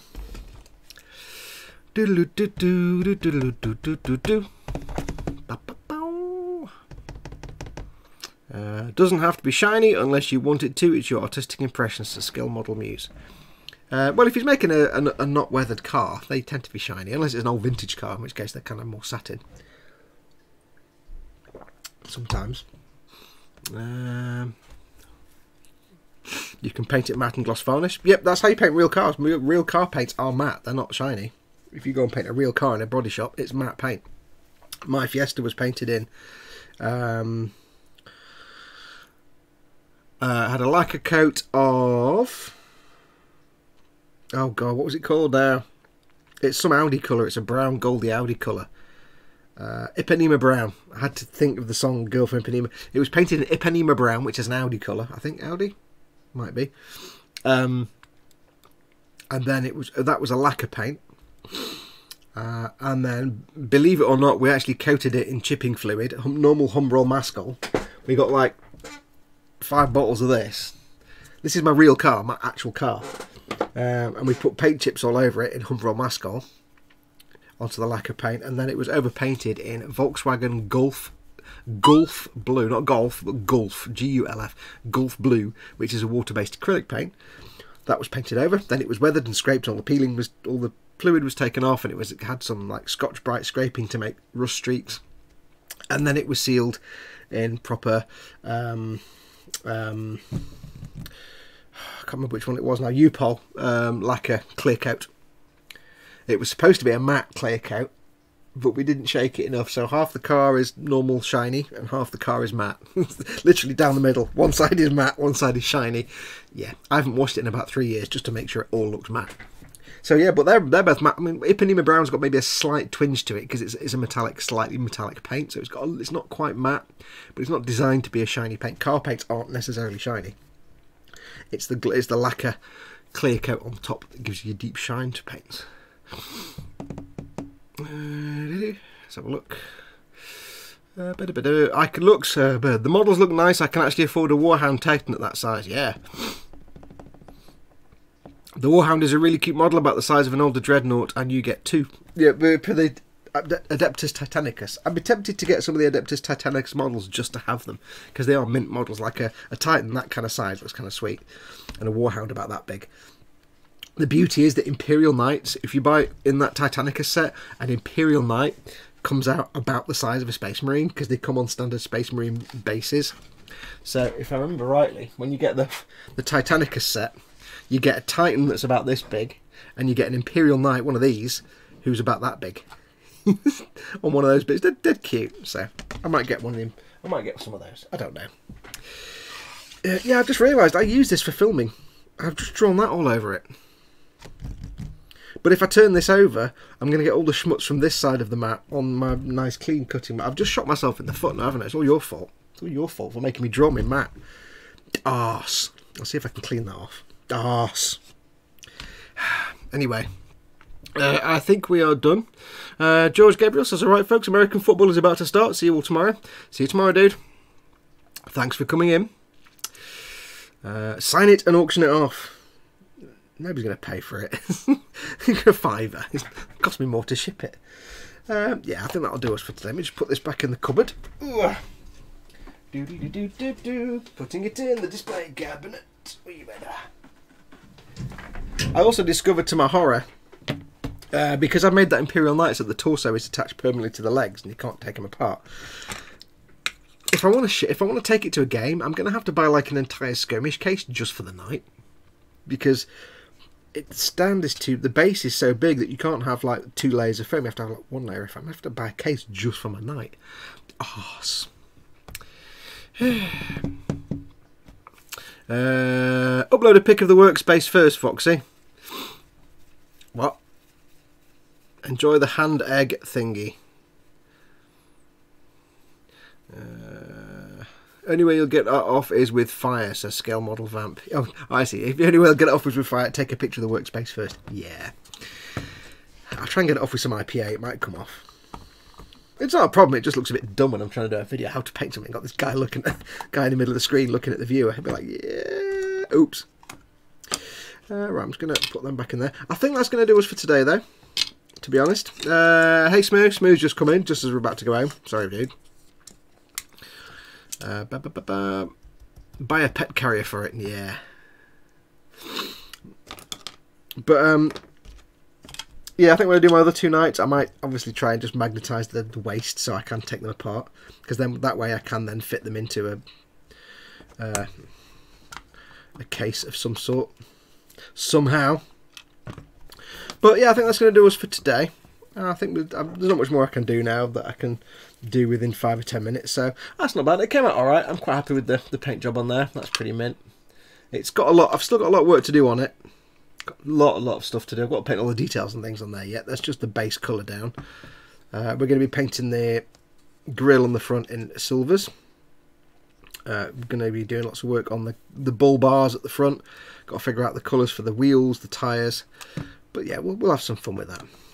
But that's going to do us. So, I think until next week, that's going to do us. Thanks, Fox, and everyone. Have a great day. Glad to hear Mama Fox is doing well, says Jez. I know. Thank you very much, dude. And again, one more time, just thank you to everyone that sent Mum well wishes. She's back up to speed now, so it's all back to normal. But yes, stay tuned. We'll be back next week with the Warhammer Sundays. Next week we'll do a wheel of giveaways. We'll do it every other week from there on. So stay tuned for next week where we might win some shizzle. Yeah. All the prizes and stickers have now gone out. So if you're waiting for prizes or stickers, they are on the way to you. I am halfway through the next Strike Rouge Otori build video, so hopefully that should go up sometime during the week this week for patrons who support me on Patreon, and for non-patrons it'll be up a week after that. I'll go into early access for a week, and then we'll try and get some other bits and bobs up as well. I've got to film the next episode in the Warhammer Conquest, because I've got all up to episode 6 now, issue 6, so I need to get them done and filmed. So that'll go up during the week at some point as well. So I'm going to keep myself busy this week. And then once we're going to try and get that Strike Rouge done and dusted and out of the way now, so we can crack on with the next project after that. So stay tuned. But until next time, thank you so much for watching. Don't forget, of course, if you'd like to help support this channel, you're more than welcome to. I count on your support. Pop along to patreon.com/modelmakingguru. You can pledge anything from $1 onwards, as little or as much as you'd like. And there are various rewards for being a patron, including exclusive access. And there will be some more Patreon exclusive builds going forward, including a Master Grade Sazabi Verkar coming up in the next month or two, which will be Patreon exclusive. Yeah. I'm also trying to figure out for patrons ways to do things like live streams and or kind of stuff like that exclusive to you guys. It's kind of tricky to do it without everybody else just being able to watch it anyway. So I'm trying to figure it out, and I'm working on it. But it'd be nice to do some live streams like this sometimes, where it's just you guys watching. You have to be a patron to watch. So we'll figure that out. Anyway, that's going to do it for this week. So I need to get everything ready. And as always, I've not got everything queued up. If you have won a sticker or something tonight... oh, hang on, what's that? Oh, just to signify it's coming towards the end of the show, of course, and to get my system working.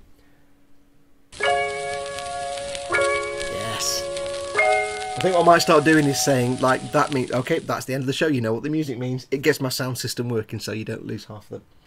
Never, I'm inside baseball now, I need to shut up. Yes, what was I saying? I've no idea, it's gone now. Anyway, you guys take care of yourselves. I'll see you throughout the week, hopefully. Do remember, pop along to the Model Makers Boom Hut, facebook.com/groups/Model Boom Hut. Go and check it out. It's the best group in the universe for model making. And we'll see you all here next week for more wonderful, wonderful Warhamster Sundays. Don't forget, of course, Gross Models is doing a similar stream at 8 PM tonight. So pop over to his channel. He's an unofficial, that I didn't know about it, unofficial Warhammer Sundays late night stream. So carry on. He's working on his Drukhari nonsense, floating Jabba's sail barge thing. Go and check it out. Until next time, adios, amoebas.